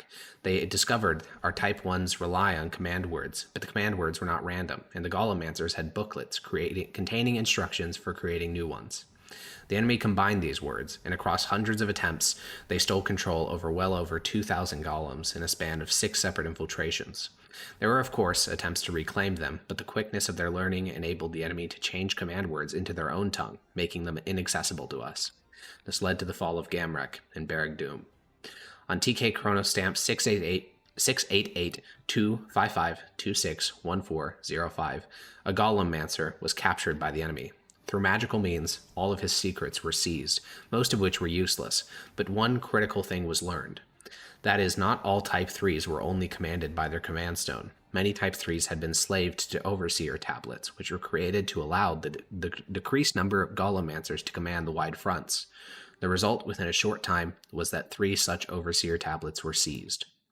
Looking back on it with fresh eyes, the victory of the enemy is as much our fault as their cunning. We were utterly incapable of preventing infiltration by the enemy from the first days of the siege. Shadows were their friends, and our record-keeping was their boon. Every note, every terminal entry became theirs. I hesitate to say this since it's not my specialty, but I do genuinely believe some of the enemy may understand golems better than we do. Their domination of the Type 10 Eisenvar is perhaps proof of that. I do, however, take solace in the fact that Project Domadog should, at the bare minimum, make Throdkarak largely uninhabitable by the enemy. I warn you, though, even as you read this and you are marching victoriously, never underestimate them. Despite attempts by Golemancers to sabotage the Great Foundry, it was repaired within only 21 days. The enemy is adaptable, and if left with even a sliver of our glory, they shall find a way to pervert it to their purposes. I pass along the same advice my company lord gave to me. Don't let them speak, sneak, or creep. Kill them immediately. Log entry 09E. Log notice. Intended for Mirka Torin. My hearthfire. It is you whom I shall miss the most. If this finds you in the warmth of the great hearth, know this. My hands are steady, my breath is calm. My last thoughts shall be of your beard in the lamplight. The stones will remember, and so will I.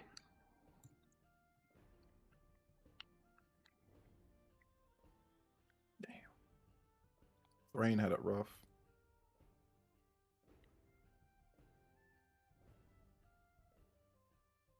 Dude was like one of those Nazis or Japanese soldiers that were left on the island thinking that the war was still Yeah, on. the Filipino holdouts. Yeah. Yep. I like how he said that one of their biggest undoings was leaving all these notes for us. Then he's just left this colossal yap. Yeah, that's. Isn't it beautifully Dorfin to recognize a flaw, but then out of your pride produce the exact same thing because you want to be remembered?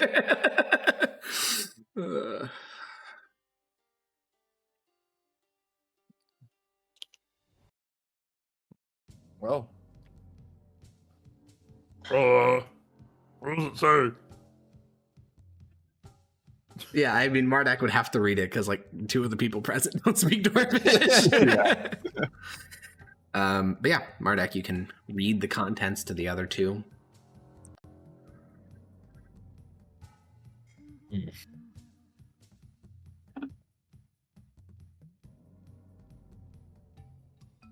Well, we have these command stones they're talking about, but what is these Overseer tablets? They don't sound like what we have. No, we do have it. It's the one Yapper you had.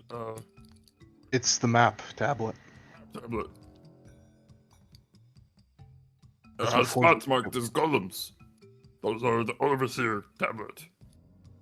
So somehow we can slave these golems to this I tablet. wonder, maybe the command tablets interact with the Overseer tablet.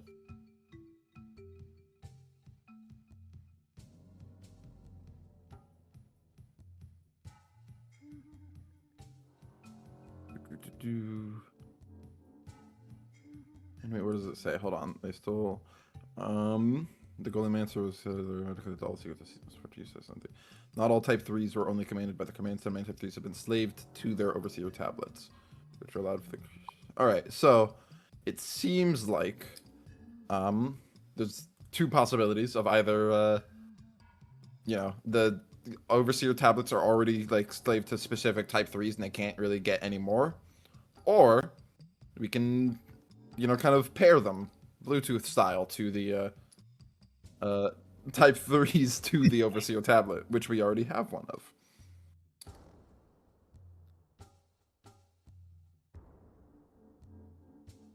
Isn't it so fun that... Oh, sorry. Reggie, have you heard about... Borgie is adding unfortunately more- in the golem storage with a Blam. Oh, that's right. Fuck. you turn around to speak to him and you just notice he's not there. I was going to say, isn't it so fun that our most technologically advanced campaign is the Goblin game? No, I'm like sitting here, like Thaddeus the entire time would be like fucking stroking his he'd be shit. creaming his pants. Yeah, and I'm over here playing the fucking dumbest character I've ever played. No, but it's awesome. It's so funny. No, it's awesome. Just Munch looking at this being like... And the thing is, he is smart. Like, he's stupid for a goblinoid, but he's very quick on, like, learning. So he's like, like, what is... Blam pieces. Pieces, yes. It's so good. Well, there was, it sounds like you're not super sure what to do with this information. So there was one other locked room, one other locked room in this outpost. Dol-Malek, if the, it is that one. Giga lock. You could consider it a Gigalock, though I will say literally nothing happened despite this door. As far as you could tell, this door that was enchanted with abjuration did literally nothing. Yes, but this other one was enchanted with abjuration, evocation, and rune magic. Correct. And they were all like high-powered compared to this one, Well, which was low-powered. the rune magic is low intensity. The evocation is low intensity. The abjuration was high intensity, yeah. I don't suppose That's scary. anybody's found a key within here yet. So no. What? No. Okay. Would I have like an intuitive understanding of like the different abjuration spells? But if they're not on my spell if list, it's would I not? accessible to Like, cleric, I don't any really- any spell you have as cleric, you would have an intuitive sense of through your connection to your god. None of Anything these beyond spells that, no. that I'm thinking of are accessible to clerics. If the party had a single wizard, like if your entire tribe had one wizard, which obviously was not an option, but if it had, Is there a I goblin think wizard then you- in existence? yes, there is. But Prove it. We shouldn't have let split. if you had Shouldn't one of have let those, split then you would split. have more knowledge of Arcana. But I don't think a single member of your tribe has like an Arcana above like a +3 or like a +4. Actually, doesn't Blam have good Arcana? I do have good intelligence, but I'm not proficient in Arcana, which Yeah. means I have a +4. Yeah, I think he's your best. Well, in, Alex, which is +4 is still really no, good. it is good. I know. I'm just saying, like, you have no one in the party, in the entire tribe, that knows anything about Arcana. So a lot of this is I just have, guessing. like the way I think about it is I have a like, what's the word? Inherent Intuition. understanding of how it works, but because I don't have a formal education in it, there's only so much that I can Agreed. do. That is Yeah. how I picture it for the tribe. Yeah, like a lot of you, some of you are quicker on the pickup of new information. I think Hiss and Blam are especially quick. All of you are still way quicker than a human. But yeah, you just don't. You've never read any book that says, "Oh, here are all the spells in existence," because that's not how Booyags organize shit. They just do it. Listen, you never know. With You the never know. abjuration magic, and never because know. we know it, it could be a beacon of hope. True. That's some real Some shit. intuitive reasoning here. There Yeah. was abjuration magic on that door. It didn't explode and hurt us. Right. Where was I going with this? I Well, had the a next one's direction, not I've harmful at lost it. all. Right. Yeah. So you just open it. It's fine. As far as I know, I did try to abjuration magic It was locked. Yeah. Yeah. It does have a rune on it, though. it could be there to strengthen the door, or it could be there to act as a trigger for something. Like there's the no two other abjuration. options. The abjuration magic could have just like locked the door. Okay, It like could have. 9 of the 10 runes that we have found have been amplify. What the fuck would it amplify? Probably the evocation magic. Yeah, the problem is the other door has 3 different things. But who has Dispel Magic here? Is it Blam? That's the magic dispeller? Yes. Okay, I have don't this have that one magic. prepared. So I do. I don't know what his has. This doesn't. You need Blam to do it. Okay, Yeah, that what door do I- might need dispelling, and it might have multiple enchantments on it. I can certainly try. Yeah, you guys can go fetch Blam, drag him over to the door. Just In the as a meantime, get reminder, 4G. you can also grab 4G. To your left and right are 2 of those like normal, or they're spinny doors, but they're unlocked. To the left is like a storage room. I don't think anyone's been in there yet, other than Munch. And to your right is like another irrigation room with not irrigation, pipe room, with a bunch of like faucets. This one though, a normal like bulkhead door. However, when Munch touched it earlier, it literally did not move an inch, despite him like full on body torquing it. So yeah.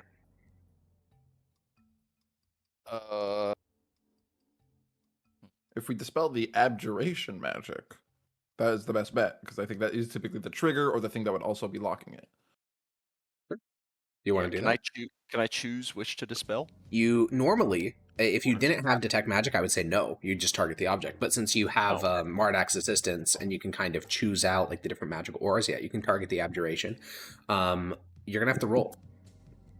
Before we do this, I have enhance ability. I can give you advantage intelligence checks. It would be It's a wisdom, second because level he's spell. a cleric. Yes, I'm a Wisdom cleric, checks. so wisdom, but yes. Well, would it? Is Is that how worth that it? works? Enhance abilities on any check I want it to be. DC Gives you advantage on. roll. Oh yeah, just an ability check using Yeah, my. I think this works. Yes. All right, that's fine because they're both the same. Yeah, you cast Owl's Wisdom on Blam. Does this change his appearance, do you think, or does it just like how do you picture the spell working? Does it make him look like an owl? Well, Visually. it wouldn't be Fuck's an Owl's owl? Wisdom. It would be. That is actually a fantastic point. What the fuck is an owl? That's a great point. What would be the wisest? The wisest. creature? Well, yeah, let's think about that. I mean, you guys know the animals here. I think I've described a lot of them. What is the wisest creature of Javaskarak?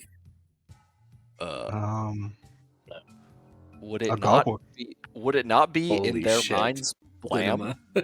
Holy shit. So, fucking, like, you just get an image of Blam over Blam's actual body.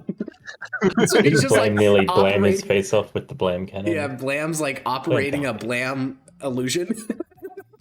That's what I like that. That's wicked. Yeah, you cast Owl's Wisdom on Blam. Blam's Wisdom on Blam. Advantage on wisdom checks. Yeah. All right. Okay. That's for 1 hour, so- I Go cast- do wisdom stuff. I cast Roll wisdom check with dispel advantage. magic on the abjuration. The abjuration sigil or whatever. Oh that yeah, is. we should probably 21. all be gathered around. I'm gonna back 21. The abjuration dispels. Yeah, 21 should be sufficient. Unless it was a 12th circle magic. Yeah, it should work. God Don't even himself. say that.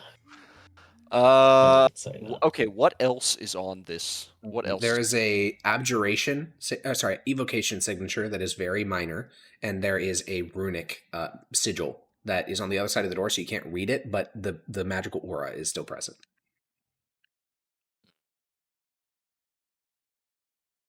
Okay. Munch, try open door. Well, the evocation is very weak, so even if that will hurt you, I doubt it will hurt you very much. You should be fine there. It is the rune that I'm concerned about, because that could be Amplify. anything. Well, that could be amplify, yes. However, if the abjuration is gone, I would assume No the trigger. abjuration is the trigger itself. Yes. Stand back. Munch, All right. open door again. Gapper You is step cowering forward, like Munch. a puppet. As they all back up, you wrap your hands on the door, and then you spin? Question mark? Sping. All right, you and it starts to rapidly clunk, and the door opens. Munch is the smallest. Inside, the interior of the... Well, so first of all, you swing the door open. Again, no noticeable effect. On the inside of the door, there is a rune. It is labeled...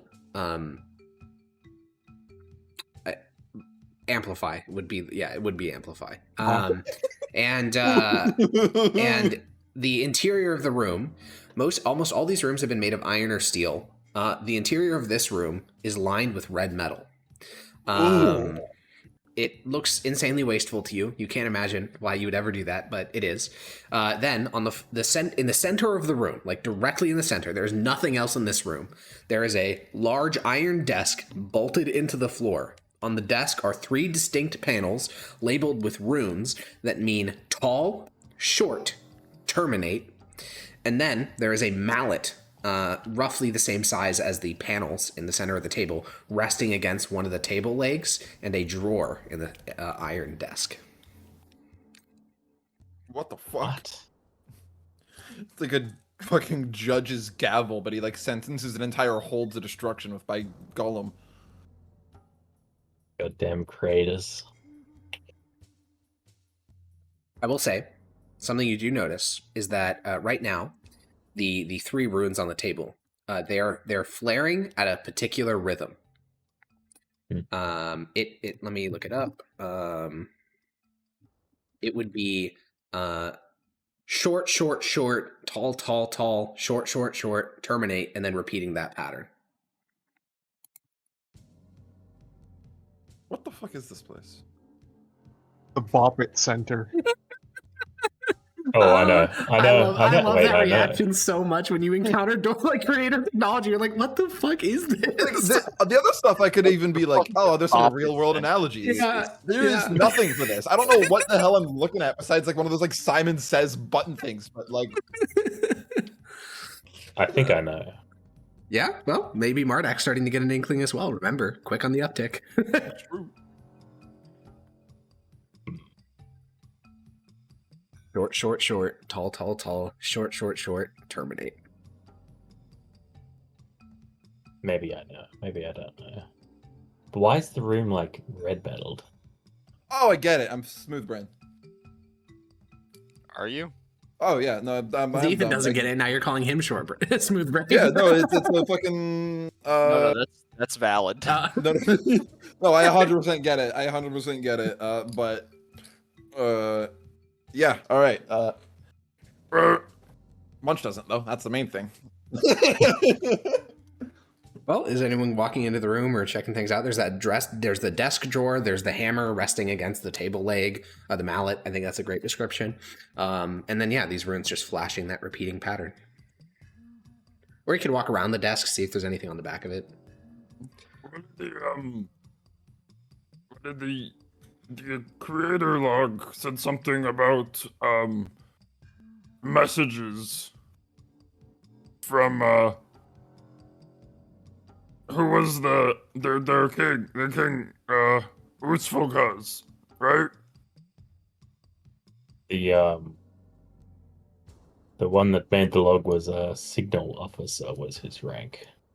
She was a Thrain, but 4G's face kind of widens and he like hogs. I don't know how else to describe it. He just like he looks in awe and he says, "Oh, do you think this is an intact command line?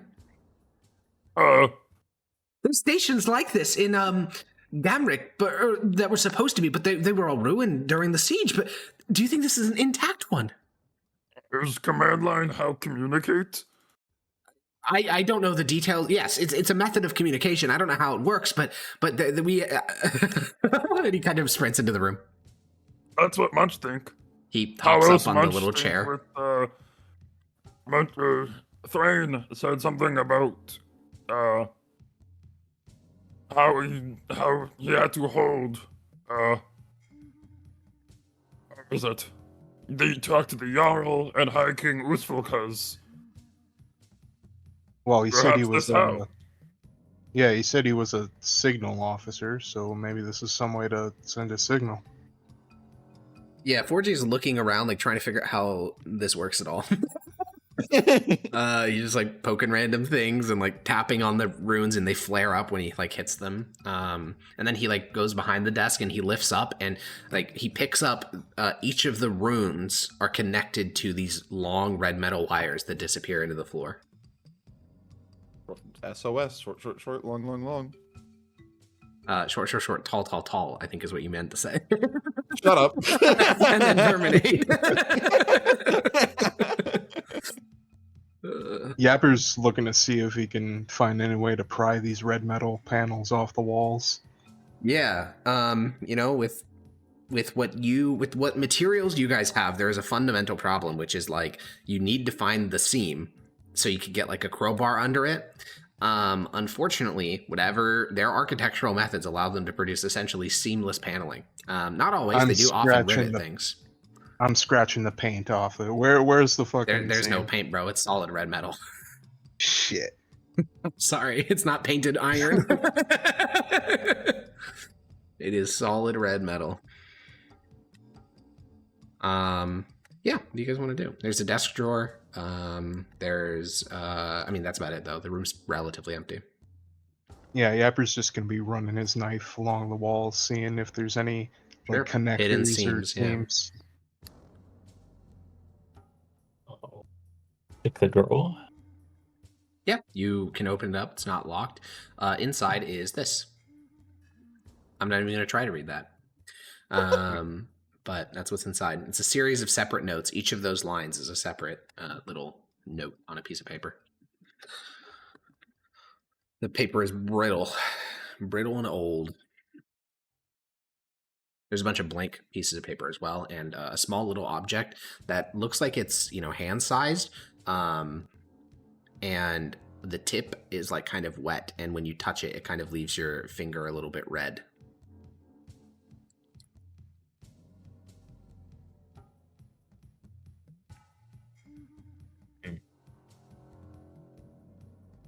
Wait, what? There is blank paper. There's a cylinder with like a back button that you can compress, and when the button's compressed, this little thing comes out the tip that's kind of wet, and when you touch it, it leaves like red paint behind on your finger. It's a writing utensil. And then there's those shorthand notes.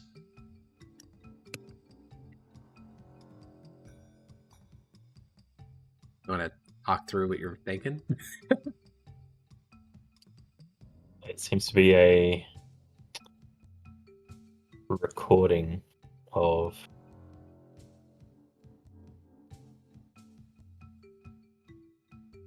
different, they say signals. That's what they always call them, signals. The Jarl told him to remain as long as the signal held. So these would be signals. Yeah. And it's recording what they're saying. Keep stones hidden.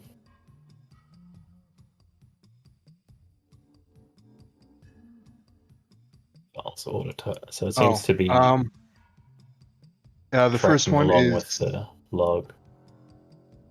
enemy greater than golem number, west level lost, east broken, keep stones hidden / hold, pull back, bulk, fires hall, BK vaults gone. Do I know any place in Barrack Dune that corresponds with BK? I don't think you know anything the about map. Barrack Doom. The Or map, not the Barrack map had Dune, something that was BK, didn't it? Some name of some place. Let's go find the Or am I map. crazy? I don't know. You guys can Oh, the take map. this. You guys can take this shorthand notes back with you to the map. Bro, I have so many tabs open.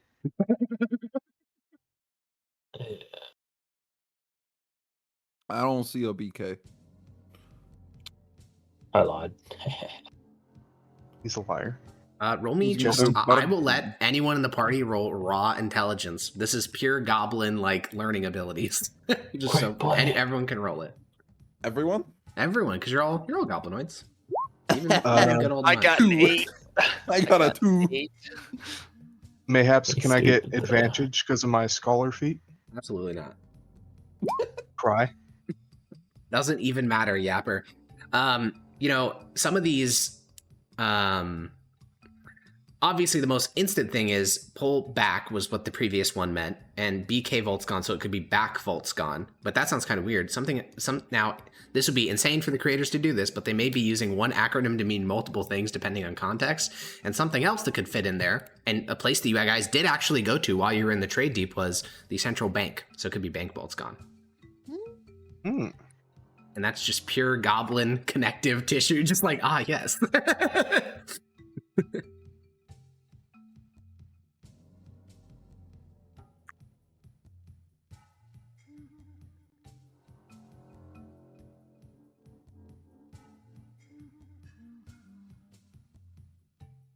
These seem like... Yes, and 7. It's all different things talking, except for the Jarl. Jarl Older's Hold. There seems to be like a bunch of different signifiers before like an actual message.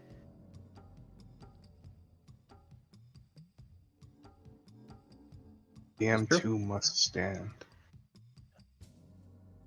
So the Jarl seems to be like the order, the guy who's sending orders, and all these other signifiers, I guess, are different signal stations. Would make sense. I was told to stay back and die. That's what happened. Lines up here, I think. Much thanks. That does indeed seem to make sense.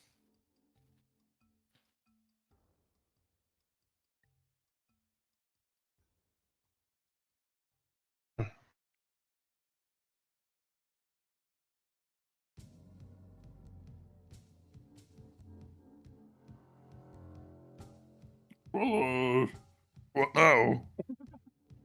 Yeah, you guys are all in like the war room, just like looking at these shorthand notes, like looking at the terminal entry and just like consuming it all. And like, yeah, what now? A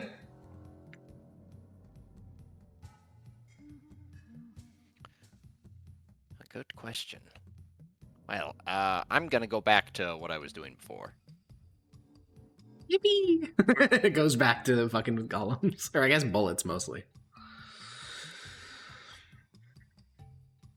Forgy, while you're here, does Forgy know how to write type 3s into Overseer command tablet? No, we have a couple of golems in Gamrek, but all the ones we have only respond to command phrases. We have one or two that technically use command stones, but they're unique golems. Okay. Whoa, are they like type 5s or something? One of them is. Another one is a type 10. My tribe doesn't control that one, but... Yeah, that was the one that like guides you or some shit. Sure. Yeah, it provides insight, yes. It's incredibly intelligent. It also does forging. It can do massive pieces of smithing all on its own.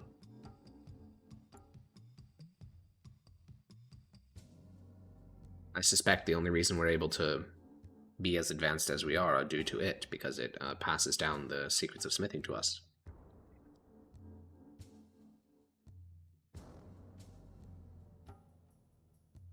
Yabber's just kind of staring at the map, looking at the place that looks like it was the home. He's kind of missing it a little bit. He's pining. The Middle Deeps. The good old Middle Deeps. It is kind of funny, because on this map, the Middle Deeps do just look like a random detour. Like, it really has nothing to do with the rest of the infrastructure of the hold. It's just some, like, random side passage. I mean, that lava pool is pretty significant. It is. It's definitely labeled. Yeah, it is. It would be labeled Project Ragnaron's Sun. Ragnaron's Fall. Or Ragnaron's Sun. Fall? I think it's Sun, but is it Ragnaron's Fall? Could be. Oh, Well, yeah, it is Ragnaron's Sun. Yeah. The one to blow up the Middle Deeps was Ragnaron's Fall. Yeah, this one is labeled Project Ragnaron's Sun. Or no, Ragnaron. Wait, I thought it was Ragnaron's Sun. Yeah. It's in this note. It's Ragnaron's Sun. Yeah. And that's what it'd be labeled on this map as well.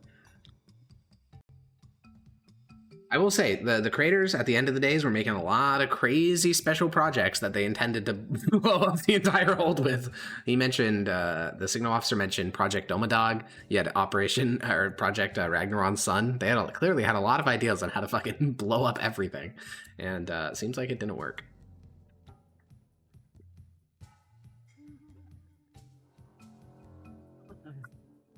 So, what are we doing now, guys? What's our next objective?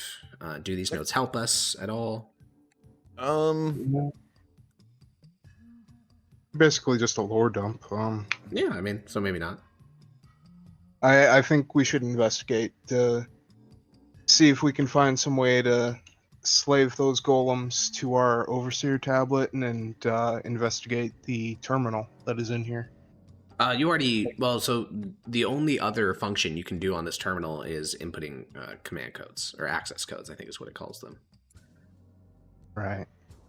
As for slaving the command stones, I'm going to need a bit more of a detailed explanation of how you're doing that. I think we are, Goblin Intuition is great, and it does help often, but when it comes to Golem-mancy, it's quite complicated, and a lot of it is magical, meaning there's not like an intuitive mechanical thing. You just need to know the incantation. So if you want to do some Golem experiments, I think you should go join up with Blam and do some Golem experiments. Yeah, I think there was there was a bunch of buttons on the tablet, and I think one of them was likewise. Actually, I can tell you exactly what buttons are on there. The tablet had 8 buttons: database, terminal, owner, self-destruction, connections, deactivate, disable, and reboot. Can I try owner?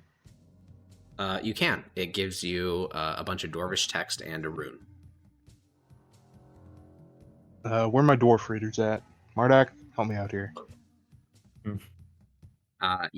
When you press the owner button, it will say the name. Let me go find it. It has text that says the name. Master Artifacts.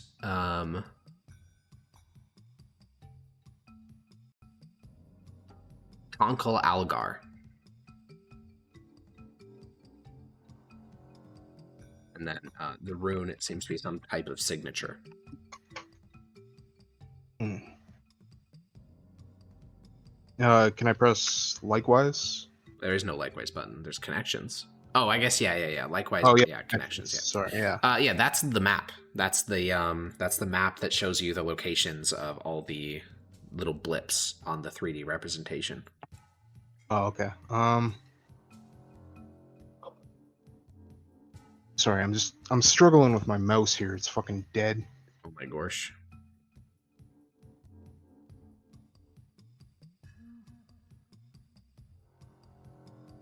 Well, since you guys seem a little bit lost of what to do, Plam, what are you doing? I am just gonna keep attempting to turn the shells into 30-pound grenades. Okay. Roll me a... You don't have a Flat Tinker's D20. Tools proficiency, so honestly, kind of. Roll me a flat intelligence check. Okay. Let's hope it doesn't go badly. I presume if I talk this out with you, it's not gonna change at all. No, Specifically because what the I'm reality doing at is that you know far more than Blam does. It is true. It is true. Okay. Sounds good. More so on the theoretical side. I think that, again, once Blam makes a mistake, he'll never make that mistake again. It's just, he doesn't have any theory backing up his experiments.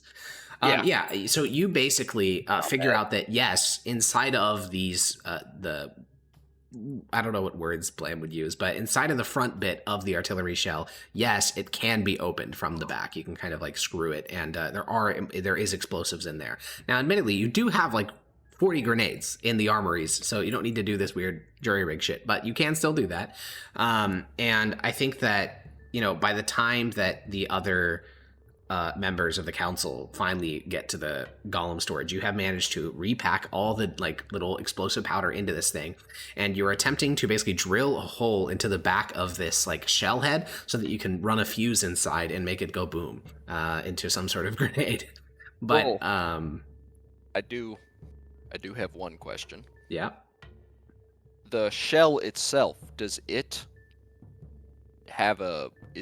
a solid one piece other than the cavity where the explosive is, or does it have a... No, it's not. So it has what Ethan would know as a fuse, Indeed. but what Blam would know as just a fucking thingamabob. Yeah, I mean, that would be my guess, a thingamabob of some sort. on the front, presumably. Yeah. Okay. I mean, the thing is, if you want to just do like percussive experimentation and you're willing to take some damage, you can just start hitting things and see what explodes to figure out.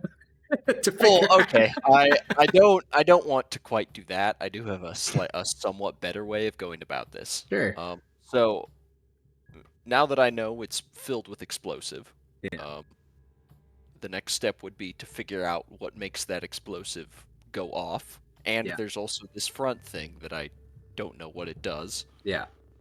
The next step would be to figure out what that does, and that will involve some explosions. percussive experimentation. Yeah, okay. I will say at this point your hands are like coated in finely dusted gunpowder. You have it in your mouth and shit. Actually, yeah. Does this front bit? I'm gonna try twisting it to see if it comes out. You twist, you twist, you twist. It does. Ah. What does the back look like? The back of the front bit of the artillery shell. All right, I feel like I'm metagaming too much. Maybe a little bit. Yeah. Blam's a creative little guy. I gotta separate from that a bit. You're poking around with this, trying to figure out the anatomy of the shell, trying to figure out how it works. You're setting off like little bits of this powder to see like quite how it works. And I think we can kind of step back a moment and say that there are lots of little fiddly bits of this outpost to investigate. There's the storage room, which is you'll eventually discover is filled with golem parts, clearly for retrofitting and repair. I think there's still a lot of open questions, but ultimately, I think the biggest thing we want to do is golem-related experimentation. So rather than, force you to do it all in character, or, I think it could just take a long time. I think we can just kind of brain trust it with the four of you guys and let me know what you want to try, and I'll let you know what the result is. Okay. There was a menu that listed all the golems' commands. It was like a programming terminal. Golems in it's called terminal. It's the button terminal. Okay. Well, I would like to press that, and you do that. Yeah. Do I see any like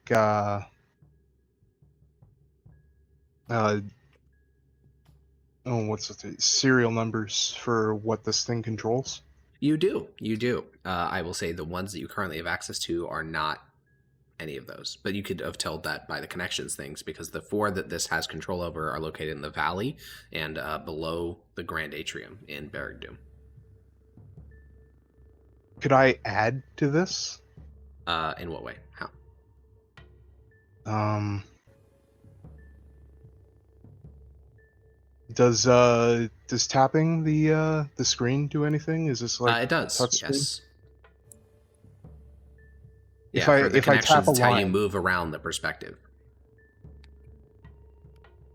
not for connections, but like there was that line in terminal. If I tap it, does it like?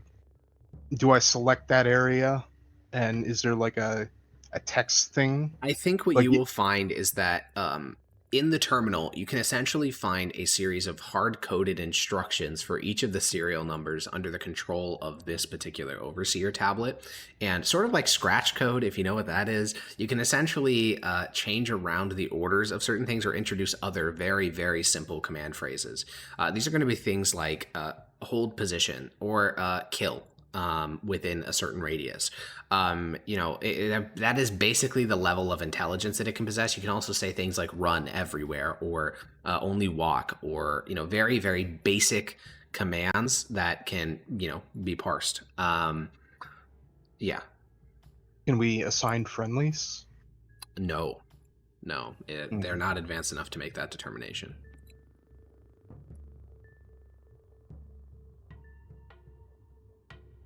Can we do something that, like, if we were to press a button, that it would start killing, but normally it would just move within certain parameters? What?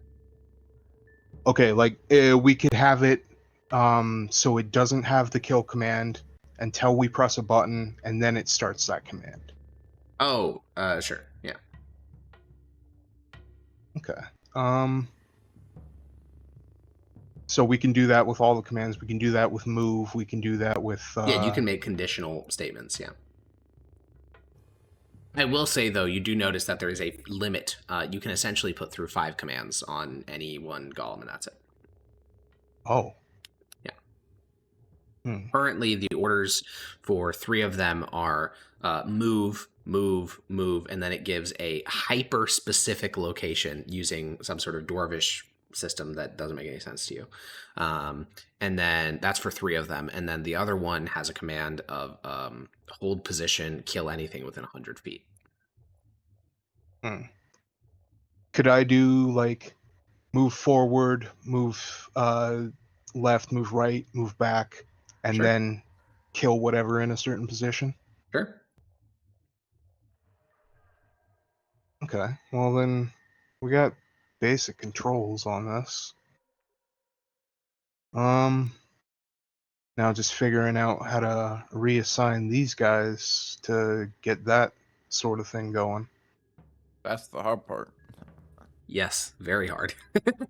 That's You're the, basically interacting with it. Unfortunately, it's not even if it was technology, it'd be slightly easier, but not that much easier. Having a goblin not only figure out what like Bluetooth is, but how to connect his like keyboard to his phone through Bluetooth that with no instructions is insanely difficult. As someone who recently tried to connect a keyboard to my phone without having the Bluetooth instructions, it was difficult because you have to do some crazy arcane technomancy to be like, what button do I press and hold for the next 5 seconds, and is blinking good or bad, or does that mean it's searching, or and I know what this technology is. Goblins don't even have like the prerequisite of like holding button. Yeah, of any literally. kind. You've never held a button down for any reason. Exactly. And if this one fucks up, it can kill you. Whereas a keyboard can't. The anxiety is through the roof. Yeah. I don't suppose we can find a wiki, a help section. Unfortunately, the only terminal that potentially could contain it, because there's one in the irrigation chamber, but that one has no locks on it, and it literally is just about the pipes and like the water and stuff. The one in the command room requires an access code, which you have found no examples of. It seems like they've actually learned a little bit in terms of not writing down ultra critical information. Can I check under the keyboard? Did you fucking there is stuff nothing under the keyboard. It is solid stone, and it's also not a keyboard. Stuff a sticky note down there? No, there's no sticky notes. What if we try like something? Is there any runes that correspond to the rune that on the tablet that we found in the safe? On the overseer tablet? Yeah. No, I don't think there would be. Wait, so real quick clarification. We found 3 of the like the rewriting console terminal. No, you found 2 of those. 2 of those. 3 command stones. 3 command stones, and then 2 rewrite things. Yes. What do the rewrite things look like? They are essentially, imagine a flash drive, but it's completely flat and covered with dwarvish runes. Okay. Oh, but it has a spot that's that you plug. Yes. Can we plug it into the overseer? tablet? No. Is there there's any no room on jacks, the- or- We plug it there's into no- we plug it into the golem, and then we because that's the golem we're overriding. Yes, and then I will say your understanding of how the rune tabs work is that they will remove all command functions from the golem so that you can attach a new thing to it. So that means you already have the command stone, which means you theoretically can command it right now. But if you can't figure out how to reconnect it to the overseer tablet, you've essentially just lost a golem. Yeah, is there a precedent? What do we even gain by connecting them to the overseer one? yeah, actually, we don't. Uh, Actually, we gain control of these golems. we already have their. We already have it with the command stone tablet thing. I thought Harkon said that there was only the one button on that There command is. tablet. You never pressed it though. And then we actually, that's the thing is we don't know how to control it. I think that was the. Correct. Yeah. I mean, these new tablets don't look like the other one for the Drek Hammer, so Do They look don't. like the They motion look control different. ones? No, they are not motion control. They have a single button. Not even a power button. It might be Oh, like power it might be a voice control thing like some other stuff. What Maybe. is the rune and the button? Yeah, so there's, as I said, each of these command stones, the reason you can even tell they're command stones to begin with is because they have the serial numbers in Dwarvish written on the bottom. And each of the runes, I think the closest... Actually, no, you would know you would know the meaning because you have multiple proficient Dwarvish speakers and 4G who can help. Essentially, it's mind is what the rune means. M-I-N-D. Mind telling us more? No, I don't. That's what the rune says. Oh, you don't mind? Oh, you want to tell us more? You got me. I couldn't care less. Oh. Guh. Who up, go, Good. nigga? Who up gooping their gore? Oh my god. You're filthy. Alrighty. Fuck, dude. Shit. Balls. Yeah. Who wants to just press the button and just hope for the best with me? I know you do, clearly.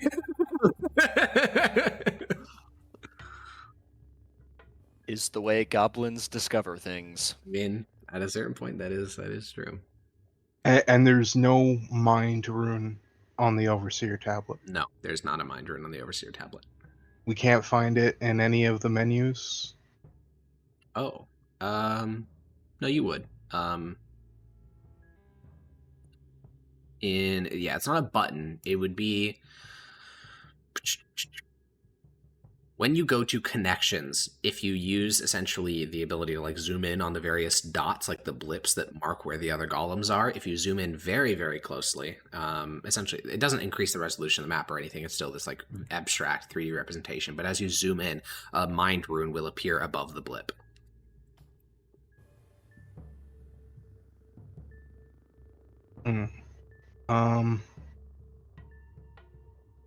Is there a mind button on the big tablet? What's the big tablet? The Overseer tablet? No. Just when you, like, if you're on the Overseer tablet and you press the connections button, and then you zoom very closely into one of the blips there, then there's a mind button. But there is no mind button on the Overseer tablet itself. Is there any rune that signifies like scan or slave? No. No? The menus either? No. Alright, fuck it, let's just press the mind button then. On which of the tablets? Number 2. Okay, Number 1562. So the default one, the one with just fists. Mr. Fister himself. And where is the tribe located when we do this? Uh-oh. I suppose a lot of people would be in the barracks. And... I meant you guys mostly, yes. Your entire tribe is currently located in the barracks or the irrigation station drinking water. Where is the council located? Where are you guys at? Why would you ask that question? I guess we'd be in the terminal room. Okay. In the command center? Yeah. Okay, cool. I think that makes sense. I think Munch will be somewhere like kind of leaving the room and like halfway between it and the Now, Blam was in the golem storage fucking around Yeah, with artillery shells. Yeah, so somewhere between it and the golem storage. Okay. Who is On my way pressing? through the golem storage. Okay, you start walking to the golem storage. Say hi to Blam. Who is pressing the mind button? I'll press it. Okay. Mardak, you and Yapper are sitting in front of the terminal in the command center. And Yapper, you lift up the tablet, the command stone for 1562, and you press the mind button. And Mardak, you watch as Yapper's eyes go white. And Yapper, for a moment, your head is in mind-rending agony. You are going to take 10 psychic damage. Then you feel, for a moment, gone. The world around you is white. There is nothing in the world. You wonder if somehow this has killed you, because the pain is there. But then your perspective changes, and you see Blam on the floor fucking with an artillery shell. And you can't blink. Like, you try to blink because your eyes still really hurt, but you can't blink. And then you see the door open, and you see Munch kind of walk inside. Munch, what are you saying to Blam? Just a warning. They're doing something with the tablets, so Golem Munch, might move. you notice the central golem. Its eyes, the looking glowing, at you. the glowing red eyes are looking at you. I'm gonna grab Blam and run. You tuck him under your arm like a football and just start fucking sprinting. Can I speak? Well, you witnessed all of that. You didn't hear anything. You heard no audio during all of that. You just saw his lips moving. And when you try to speak, it doesn't work. You have no vocal cords. Oh, Can I move? What do you try to move first? My arm. So far, only your eyes have moved. Okay, you try to lift your arm, and you start to move your arm, and you realize your range of motion, like just as you test the limits, is so incredibly small. Like, you try to lift your arm up, it just barely goes. But when you move it forward, it has pretty wide range of motion. Backwards, pretty decent.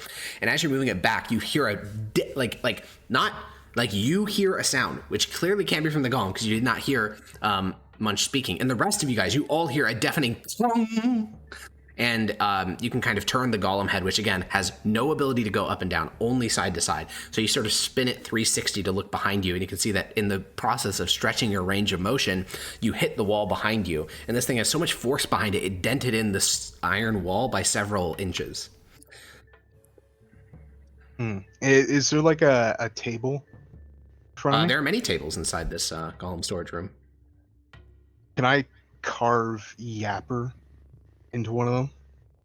I think as you, that's a really complicated action. Like, first of all, you have to pull your arm back to neutral. You have to, kind of take your very first step, which, again, incredibly foreign and alien. And, again, your entire tribe hears a boom as you take the first step. And at this point, Munch, you've, sprinted back into the command room with Blam under your arm. You see Mardak, Hiss, and Forgy are all around Yapper. And Yapper's eyes are, pure white. what the fuck happened? You do hear that, by the way, Yapper. Your hearing does function in your actual body. Oh, really? I can simultaneously Yes. hear things. Yeah. That's freaky. Do You you can't guys have speak, the control? Is the fucking... Is the golem under your control? Why is Yapper unconscious?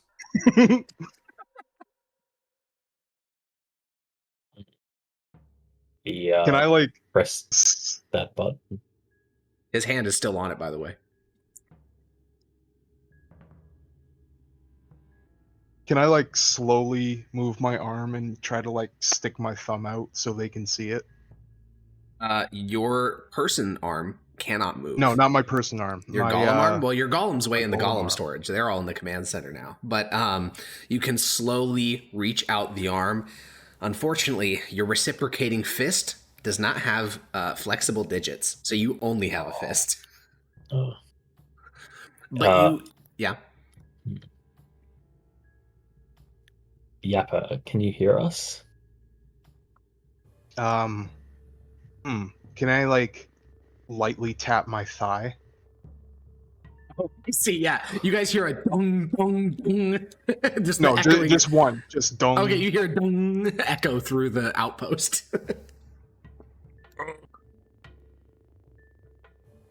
Yeah, guys, I'm a little concerned. I'm a little fucking freaked out, man.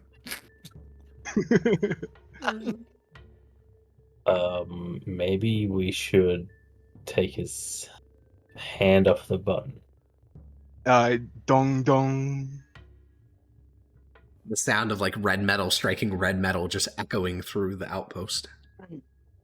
Was that a yes or a no? I don't know. Are you Golem? Dong. Oh, fuck.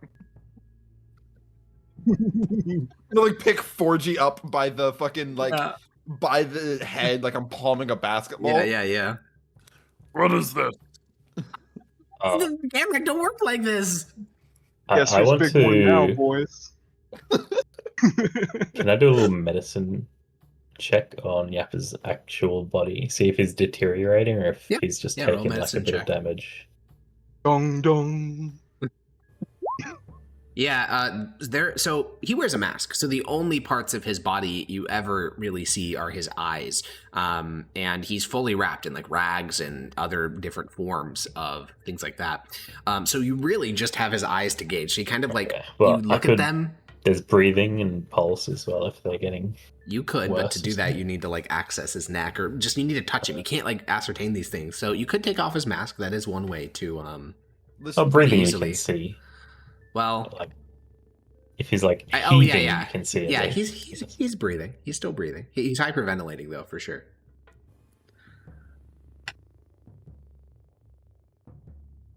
Can I like move in and try to look through the door? That is, again, like you've just taken your first step. It is like walking in. It's like you were just born.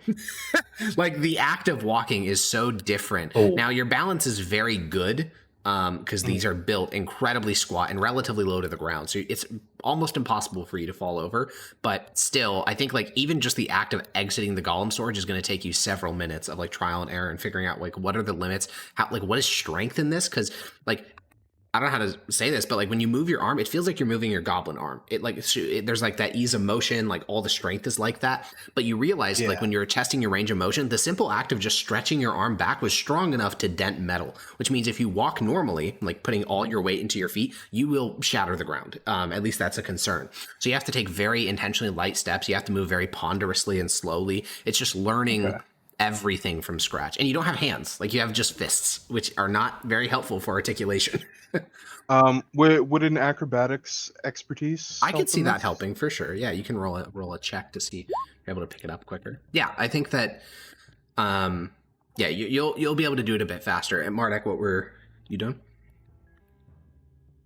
I don't know. No, if he wants to come back or not.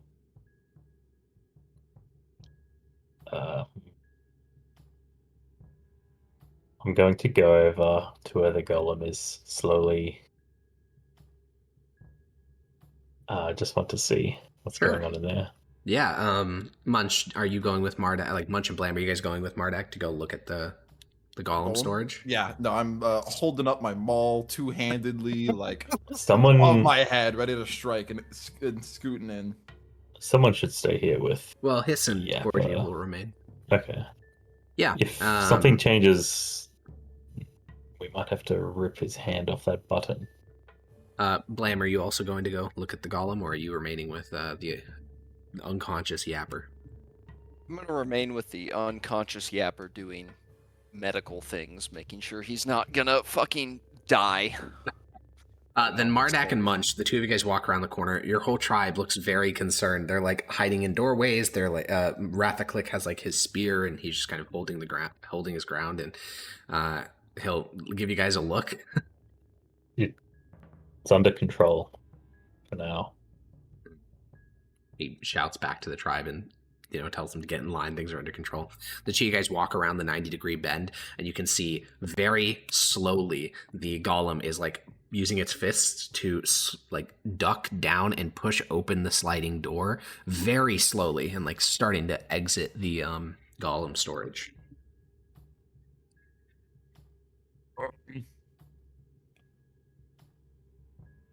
Can't hear us now, I bet. Oh, actually, can he hear us? Can you hear us? So, Yeah, you One can see their dong. lips moving, but you can't hear them through the golem. Oh, then I guess. Can I read lips? Maybe. Can you read lips? Intelligence check. anyone could- Sure. Yeah. Decently enough, yeah. Then I guess I would answer dong dong. If he can't hear us, how did he answer us? That's some real shit right there. Can I like slowly point to my lip? Well, you can lift your fist and put your lip, like your fist against your hardened metal faceplate. Yeah, Yeah, you can do that. that's what I'll do. Yeah, the golem looks like it's gonna punch itself in the mouth. Well, it's not Yeah. normal goblin or golem. I just want to like raise my hands slowly and try and like keep it chill. This thing looks like it's going to like just start being violent soon. This thing is the screaming face of Grosh. Like, Yeah.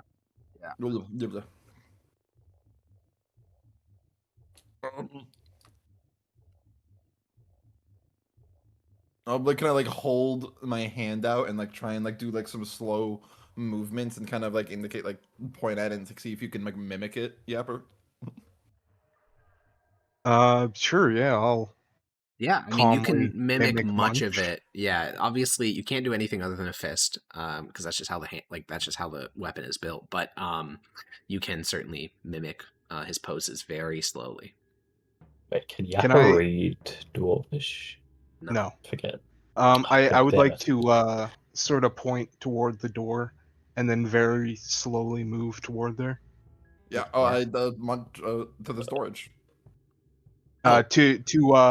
To where Yapper's body is, just so he can hear. Oh. Oh, okay. So you are now fully out into the tunnel, taking these slow steps. Ooh, And I think ooh. now that you're in a wider space and moving a little bit faster, Yapper, you feel a pressure against your calves that you know that, like, something you can release. I guess we can't really stop it. I don't think I want to do that right now. That's totally fair. That's totally fair. As you know, now that you're in a wider room and you're not as worried about breaking shit because this tunnel is quite large, you can start taking more casual steps. And yeah, I mean, Munch and Marduk, you literally can't stop this. This thing weighs probably like 10,000 pounds, maybe more. I mean, it's insanely dense. And you know, you notice some other things, Yapper. Like your face feels kind of hot, and again, you feel like there's something you could like break open, like something like holding your mouth and you could shatter it. You feel that in your calves as well, and your hands. You notice that you feel like you can clench your fists, which is interesting because your hands are already in fists physically, but you just feel like you could clench your fist. You feel like that's an option, and you can continue to walk down the hall.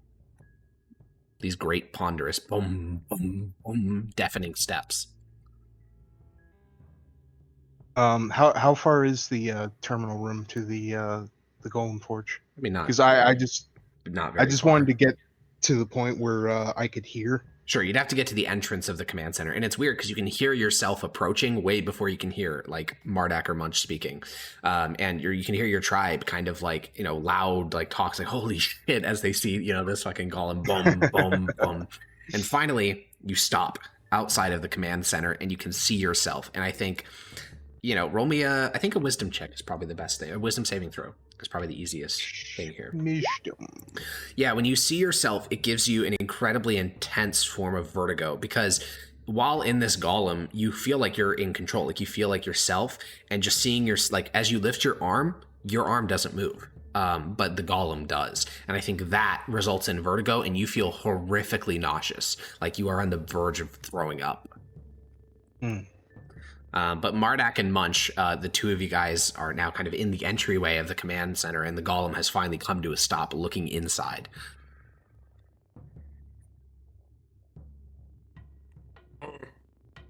Yapper is Golem now. Bong. Yeah, it's really loud now that you're so close to it. Much like it was echoing across the outpost before. Now that you're next to it, it's like a deafening fucking noise in your ear. Oh, now that I can hear that, I will probably Yeah. try to be Now you realize more how loud it gentle, actually too. is.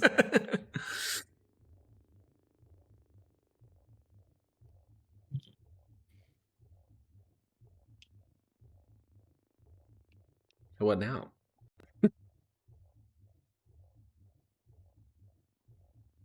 Is there like a wall that I can carve on? Can I try that again? Yeah, but how do you carve? I have the fist, right? Yeah. It's Or a fist. I have a did I also have a weapon arm No, on you me? have two fists. Oh, okay. You're a I'll fister. just like Mr. Fister. Yeah, I'll just use like the knuckle of one of the fists, and I'll Yeah. say, or I'll carve. It is Um, nightmarishly loud as you do this. Yeah, you're dragging red metal against like iron yeah, it's just so loud. Hurts to activate. That takes so long to write. That's fine. Yeah. But Yeah, whatever. let's just. Maybe we should get this golem back and talk about. Come out of this. We don't know how long you can stay in here for. I mean, your body's Yeah, you can hear standing every word there, he's but- saying now because it's just you're in the command room. He sounds far away, or like he sounds more far away because you're in the perspective of the golem. You want to be able to hear things from there, but he's standing in the entrance, so he does sound like he's across the room from you, but you can't hear what he's saying. I will write experiment.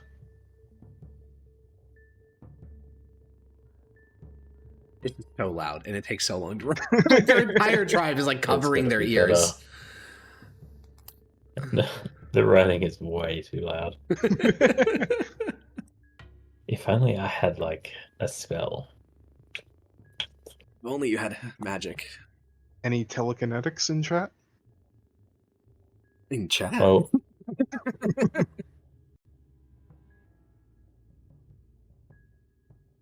if clerics had like the message spell, this would be perfect.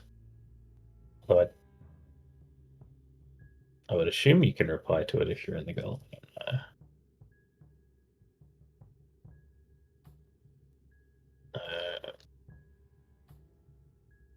Well, we figured it out. I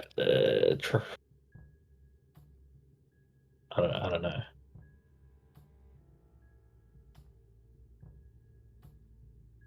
Munch and Blam, what are you guys doing? I'm just gonna take Yappa's finger off the button, I think. you just walk across the room and you take his hand off the rune, and instantly, Yapper, you feel as if you have gone from being a god to being a worm, and you need to make an intelligence saving throw. Oh. Okay, you will take half damage. You take 5 psychic damage as you return to your body and remember how utterly weak and pathetic you are. And honestly, it only takes a couple of seconds to mentally recover from that, but you are bleeding out of your nose inside of your mask. Oh man, it's like a mind transfer. Hurts going both ways. Oh. Damn. Ow. What the fuck? Oh, I don't think I can do that again anytime soon. But holy shit, what a rush.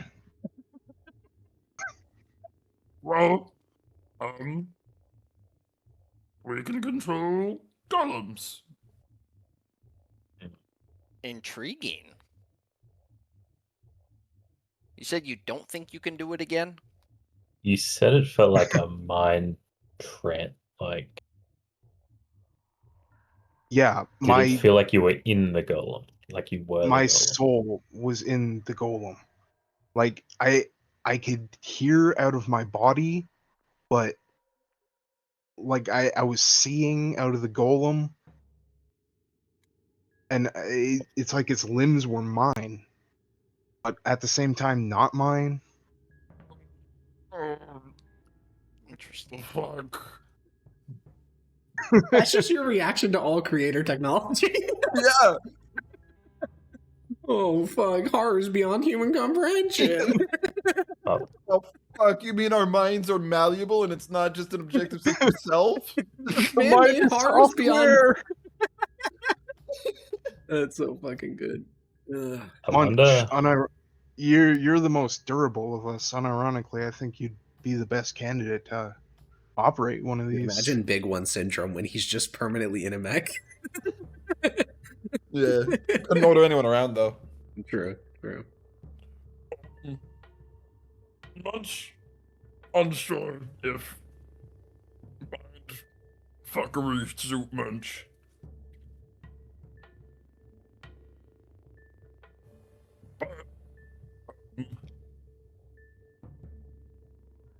But we do have golem control now. This is good. Are we going to take them with us? Yeah, of Gorgie will course, instantly say, yes, of course. What are you talking about? No, Yeah. like, who the fuck will walk them for us? I'll do it. There's I'll got to be a walk one of better them. way of commanding them. I Hey. mean, this is unlike anything I've ever seen. I'm used to ones where you just speak your command or something like that. I mean, you can dive into them. That's incredible. For We these cannot- bands from going into the golem. What?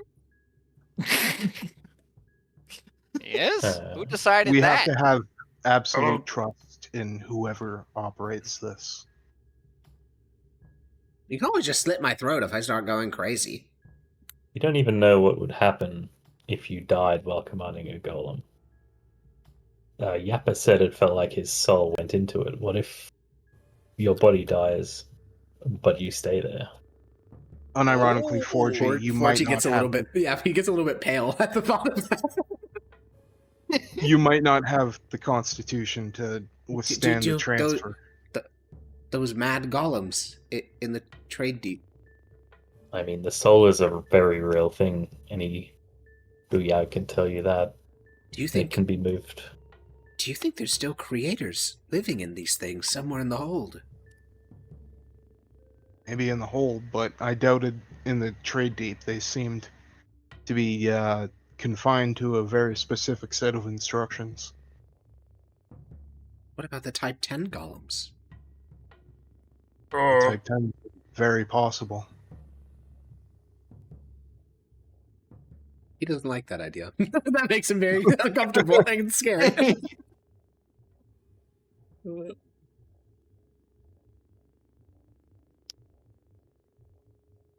Yeah, machines that can steal your soul.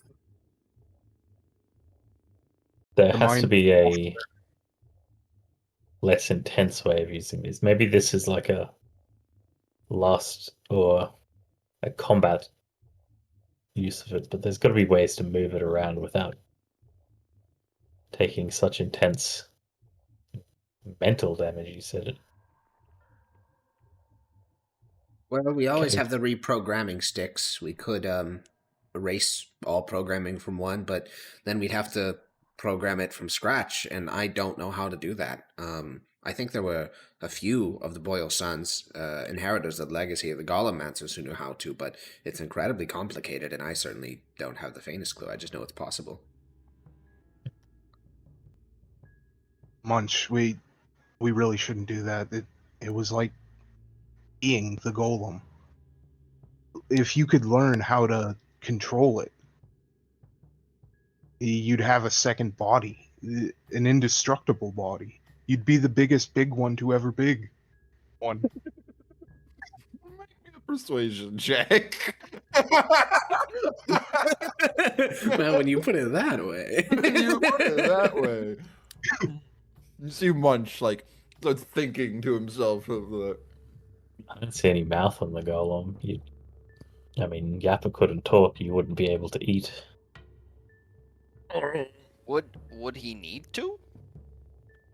Well, your body is still alive, but But it's if like it you're wasn't? transferring your soul temporarily. What if You could can do still it- hear out of. Sorry, go ahead. What if you could do it permanently?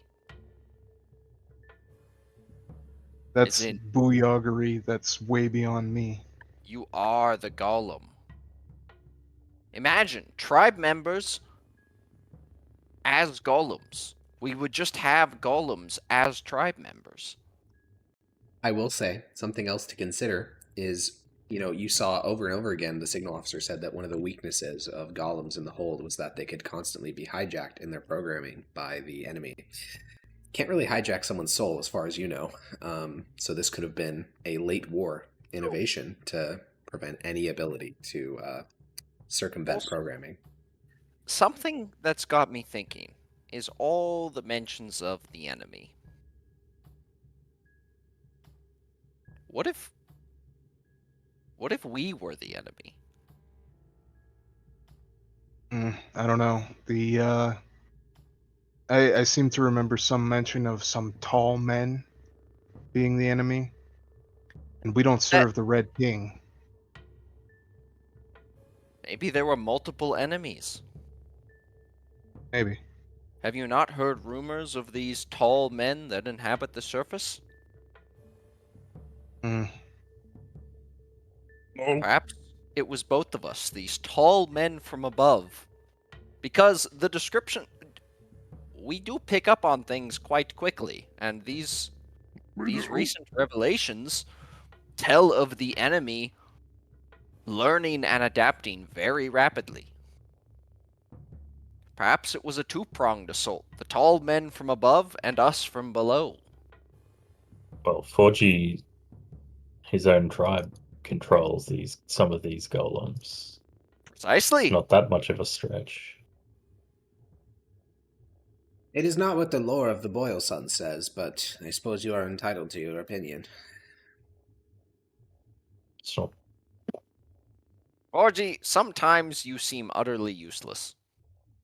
And sometimes you seem to me like a bunch of cannibals, but... Sometimes. What, you Is that don't not like what you bugbear said? hearts? No. Uncultured That is swine. unfortunate. They are quite tasty. Anyway, that is sort of a side tangent. Could one of us not inhabit these golems? I don't mean I this. still want to inhabit it forever. I don't mean this to be offensive.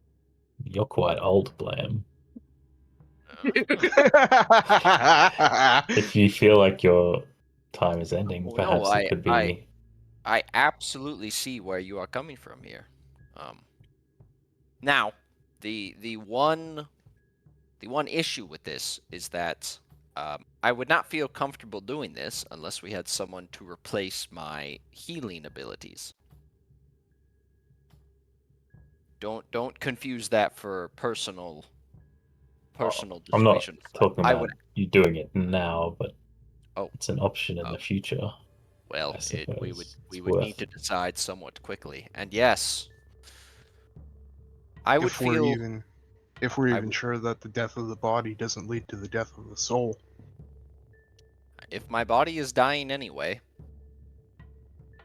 I think 4G will, or sorry, not 4G. Rathaclick will kind of enter into the command center. He was kind of with the tribe, but now that the golem stopped, he'll walk inside and just kind of sit at the edge of the circle, or stand at the edge of the circle. What happened with that? A yapper pressed the button and took control of the golem and possessed the golem. Oh, excellent. Well done, Yapper. No, like, saw through the golem's eyes and used their own motion, like as if it was their body. And so now there's quite a lot of discussion to be had about how long can one stay in the golem, who should be in the golem. Could we not just test it? It does damage to you when you transfer in and out. Then someone strong like Munch. That was my proposition. Has to go in the golem. You are the one with the highest constitution in our tribe. Yeah, Marduk is quite strong as well. It wouldn't. Munch will do it. Munch don't like idea of body being nothing than laying on floor unconscious, though. We'll take care of you. Be aware it is very... It's like you're a baby again. You have to learn to use a new body. Be very gentle. Munch. Well, Alright, where tablet? I'll pass it to him. Are you giving me the same one that you were in? The one that's outside Yeah. the command. Okay. Everybody should back up before he does it. Let's, we'll press the button. Yeah, you press the button, and Munch, I'm not even going to have you roll an intelligence saving throw. You're just going to take... you take 5 psychic damage, and for a moment, you're in this white place. There is nothing in the universe. There is no touch, there is no smell, there is no sound.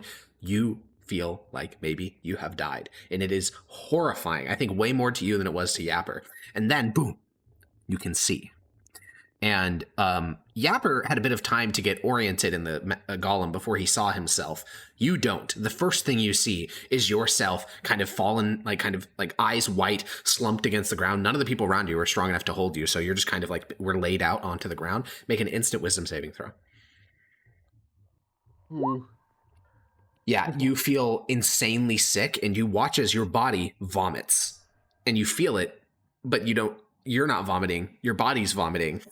Oh, It's just super I'll turn his head to disorienting. the side.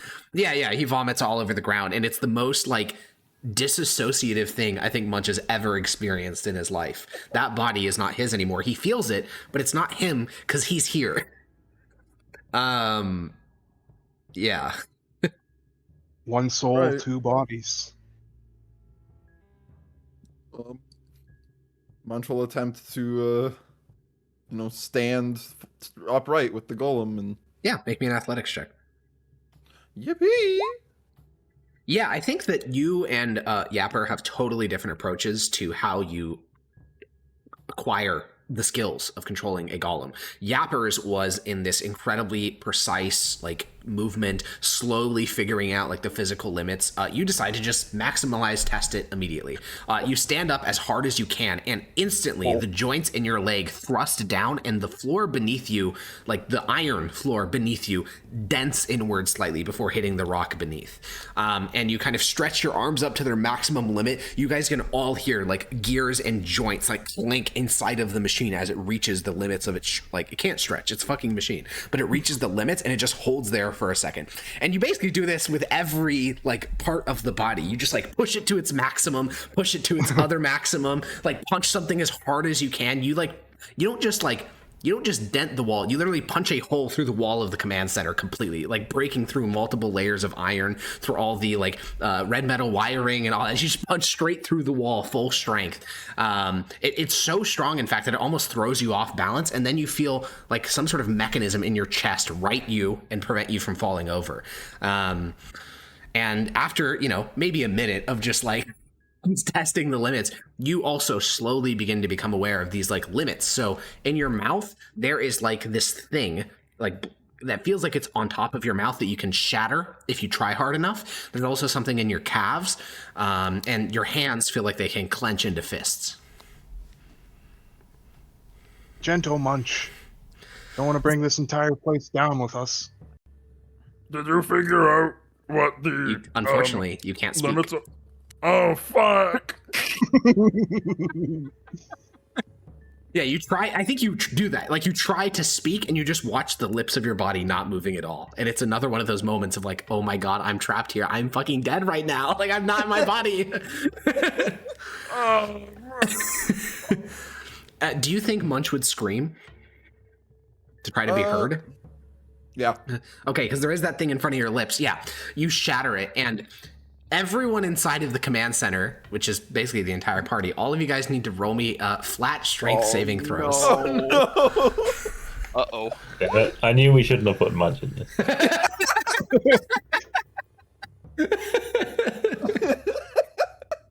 Uh-oh. All right, Uh-oh. 3, a 10, a 3. Oh my god. All of you guys are deafened because what leaves the mouth of this golem is like a foghorn, but it's utterly deafening. It's the sound of two metal plates smashing together full speed and just repeating it in like a vibration pattern for several seconds before it stops. And again, Munch, you get to hear this too, so you are also deafened. Oh, I'm like mega deafened because I think my ears, I still have the echoing ears, like bat ears, so I have like really good hearing. Your bat ears, dude. Yeah, you are in agonizing pain, Munch, because the sound of your own shout, like your own scream, got into your ears. Oh! And you watch as everyone in the command room starts like clutching their ears like in agony. Munch, I will probably like in the golem collapse to the floor. Yeah, because you're in pain. Yeah, you try to hunch forward, and you know what's really fucked up? The golem is so stable, you can't even fall over. You just kind of like slump forward, and that's the most you can do. You can't, there's no fetal position. It's not possible. So even as you want to be like holding yourself in agony, you're just kind of like slumped forward. I can't hold my ears. You can't even hold your ears, and they're in so much pain. I have no ears and I am deaf. And slowly over the course of the next 10 to 20 seconds, I think Mardak and Blam start to recover. Yapper, you know, you start to like rub your ears, and you're going to have some hearing damage from this, but you can start to hear again. Rathaclick is like standing over Munch. His hand is on Munch's wrist, and he's like looking at the other three of you. Wait, no, he has to learn how to use it. Rathaclick will release his wrist. And Munch, because of your special hearing, you are still deaf, but you can start to see the others recovering. Your body is just like twitching on the ground. I'll kind of like motion to him, wave stop, and then like motion down, like calm. Yeah, the golem is like slumped over right now. Like it looks almost deactivated.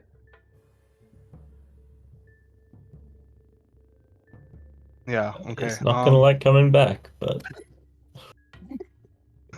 So what do you do next, Munch? Munch. There are some other limits you could break. Munch will take a step out, leave take a couple steps away from the command room. Yeah, you take a few steps back without looking, and your stride carries you far further than you thought it would. And you take like you're like 20 feet away from the command center now. For a second, I thought you said I was gonna like go down the elevator shaft. No, but I will say you're not far from it. But the elevator's at the top, so you'd just be stepping backwards onto the. That's elevator. right. That's right. But yeah, you can feel that the limit in your mouth is back, so you could scream again. Oh my god, it keeps doing it. I thought it was like it doesn't shatter once. Nope. So it feels like something's restraining your lips, and you could like scream to break it. And for your hands, again, you could feel like you could form them into fists. Your calves, you feel like you could flex the muscle and break something.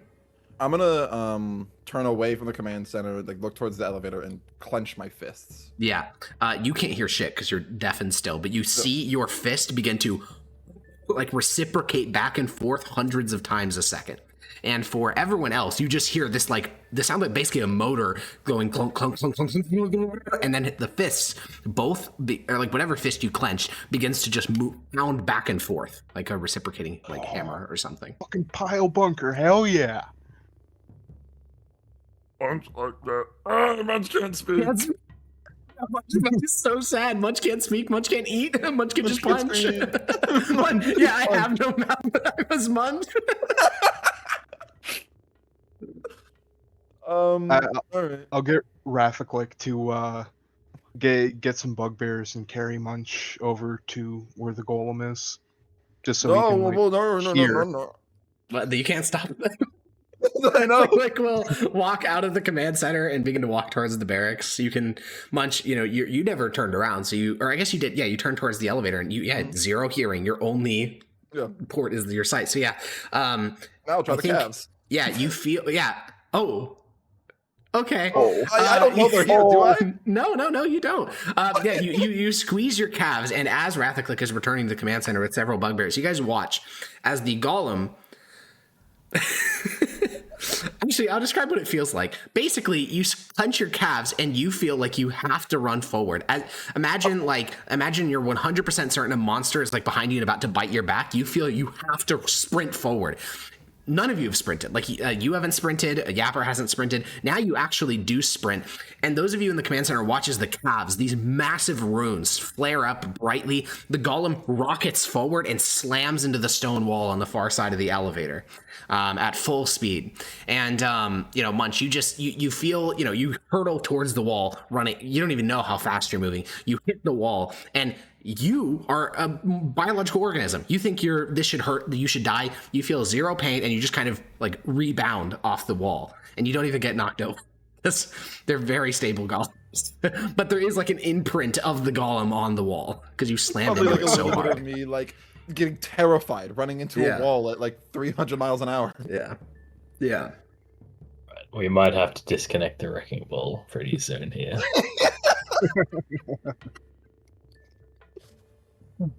And at this point, Rathaclick, Munch, you feel a bunch of hands grabbing your body. You turn the golem's head to look. I turn. Oh, wait, I can turn just the head? Just the head, 360. Oh, that's gotta be so weird. It is very weird. Your head spins around in its socket, and you look, and you can see your body being picked up by 4 or 5 bugbears and starting to exit the command center.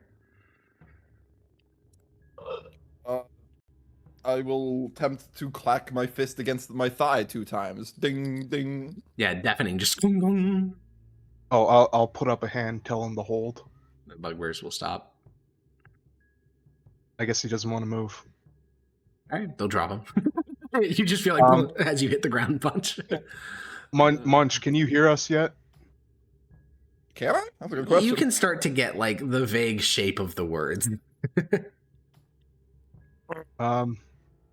Be careful you don't destroy this entire place. Honestly, it might be best if you practice outside in the tunnel.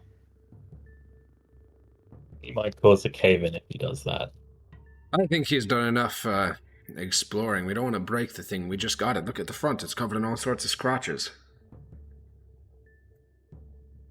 Well, it's a tool for war. It's going to be seeing some heavy duty. I think a stone wall is heavier duty than any goblinoid flesh.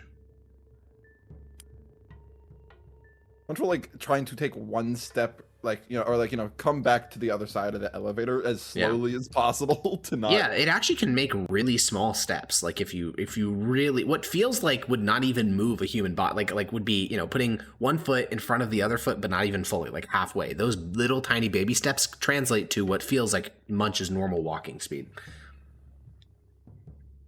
And you can come take back some just on the other side of the elevator. dong, approaching the command center. I'll stop and I'll just slouch over. The really funny thing is, some of the bugbears are taller than this golem because it's only 6 feet. It's very squat to the ground. It's just really.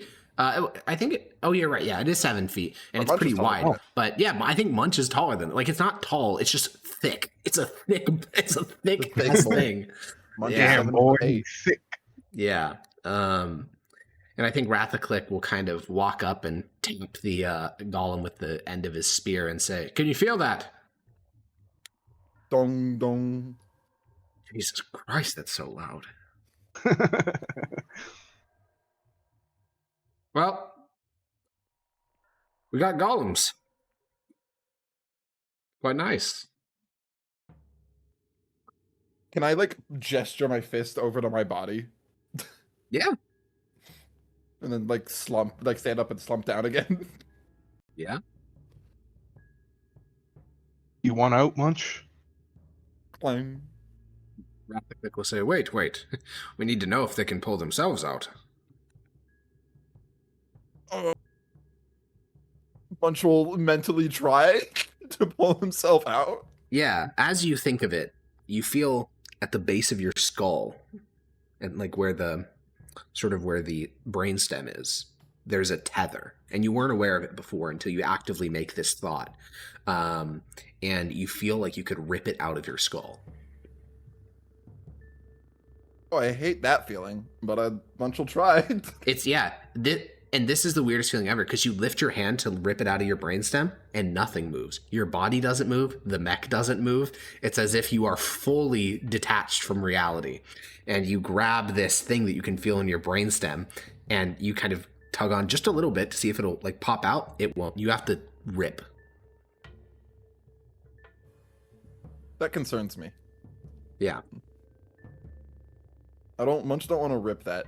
Yeah, as you give it a gentle tug, you can feel, like, in the heart of your brain and near your jaw, like, throughout your entire head, little strands of whatever this is are getting tugged on. Munch will spin his head once. Yeah, you spin the mech's head. Changes nothing. No, just show him what's Just a going on. full R2-D2? Yeah. Just Oh, man. You could spend some time in there, see if there's any adverse effects to prolonged Dong. or not. Well, if you want to get out, take yourself out.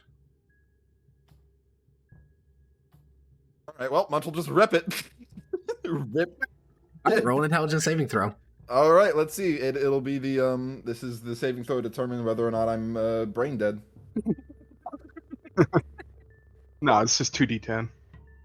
All right. You grab it and you rip, and you feel like you've just ripped sections of your brain out. It is so unbelievably painful, and the willpower it took to do it was severe.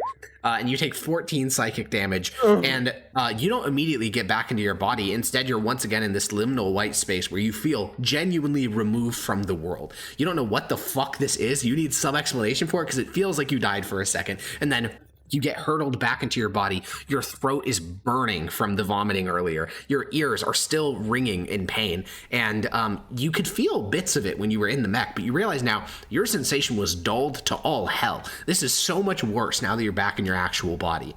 And you kind of like instinctually just try to move a little bit, and you realize your limbs respond instantly. And I'll be honest, I think it would make you incredibly emotional because this is so different than being in the mech. This is like your body. It's your shit. Can feel again. Punch like it. Punch was powerful. Was it Punch? Like will nod. He'll glance at Mardak. It could be useful for people with stronger wills. The bugbears, I don't know if they would I have don't the think they're willpower equipped for it. I think the I goblins are wouldn't too trust- fragile as well. Graphiclick, would you like to try it? Certainly could. I believe all hobgoblins of our tribe are equipped to handle such a thing. Punch's ears hurt. How many would you trust, though? Myself, Mardak. Maybe Zebit? Not Seven. Maybe your faithful Mardak, Thazar, Rathak, and Drazon. They would follow you into death itself. I think they I would would perhaps trust them. die in the process, though. Or they could ramp up their zealotry. That's true. We could also leave them in there.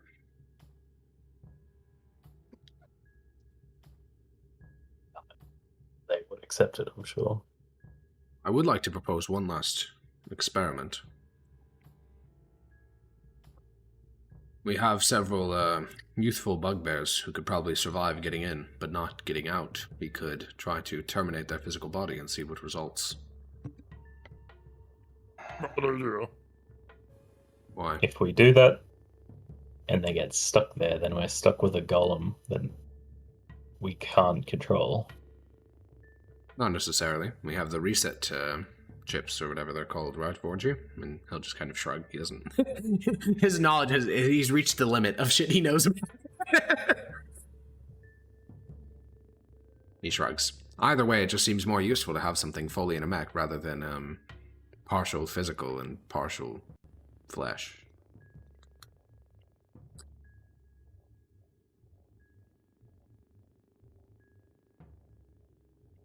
Yeah, it would be better, but we'd have to figure out exactly how we can control them. If someone goes into there and we can never get them out again, well, then we've got a big problem on our hands. But if we can wipe them out of there, it's not that bad. Yapper and Munch are the only two to have experienced it. See if you could formulate a hypothesis as to what should happen. Do you think, if your body died, you could continue to operate it? If not, I don't know. And he'll shrug and say, Well, I'll let you continue working with this. The tribe is happy to be here. The beds do not disintegrate, and water is a welcome change. Our rations will eventually run low, though. And create some food to stretch them, but we can't stay here forever, and it is a fairly high-level spell. And he'll salute you with his spear, and he will leave.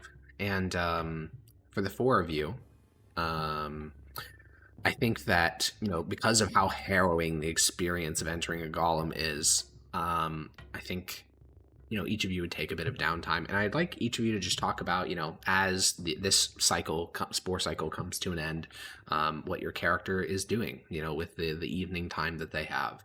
Napping. Munch is going to sleep immediately. Munch hasn't slept in a while. Yeah, no, that's true. He hasn't slept in, I guess, a while.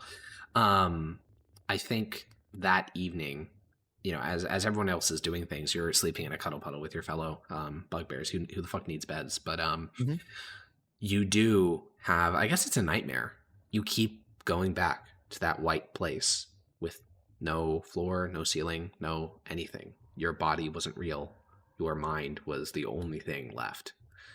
I think that probably sticks with you.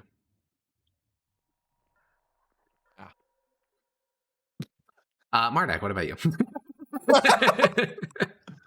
Alex, one thing Yeah. quick. I believe we're above We are, 4 hours at this point. Okay, You're gonna I wrap do up. have to run Sure. right now. and Okay, go- well, yeah. hasta luego. We'll be done in a Bye-bye. minute. Mardak, what are you doing with your evening time?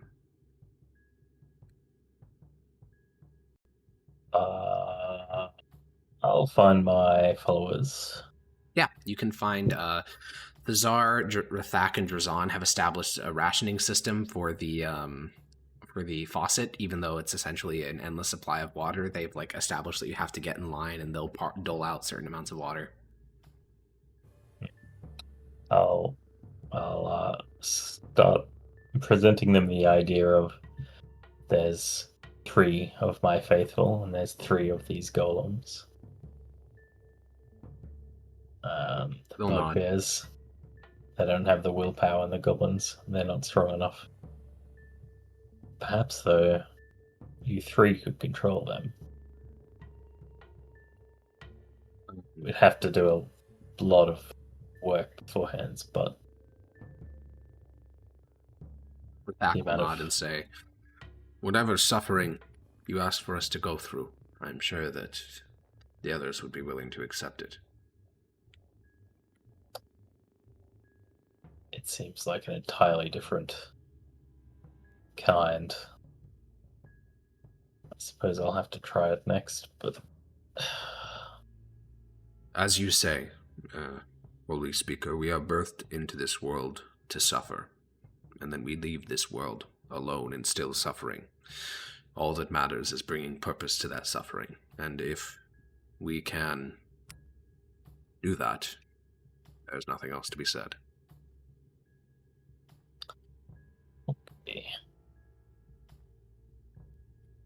And, these 3 are, they're technically all hobgoblins worship Dominus to a certain degree, but these 3 don't just worship Dominus, they worship you. The looks in their eyes are ones that even Rathak likes you, but he doesn't worship you. In their eyes is an unending fanaticism. They would gladly die to enter a golem if that's what it took.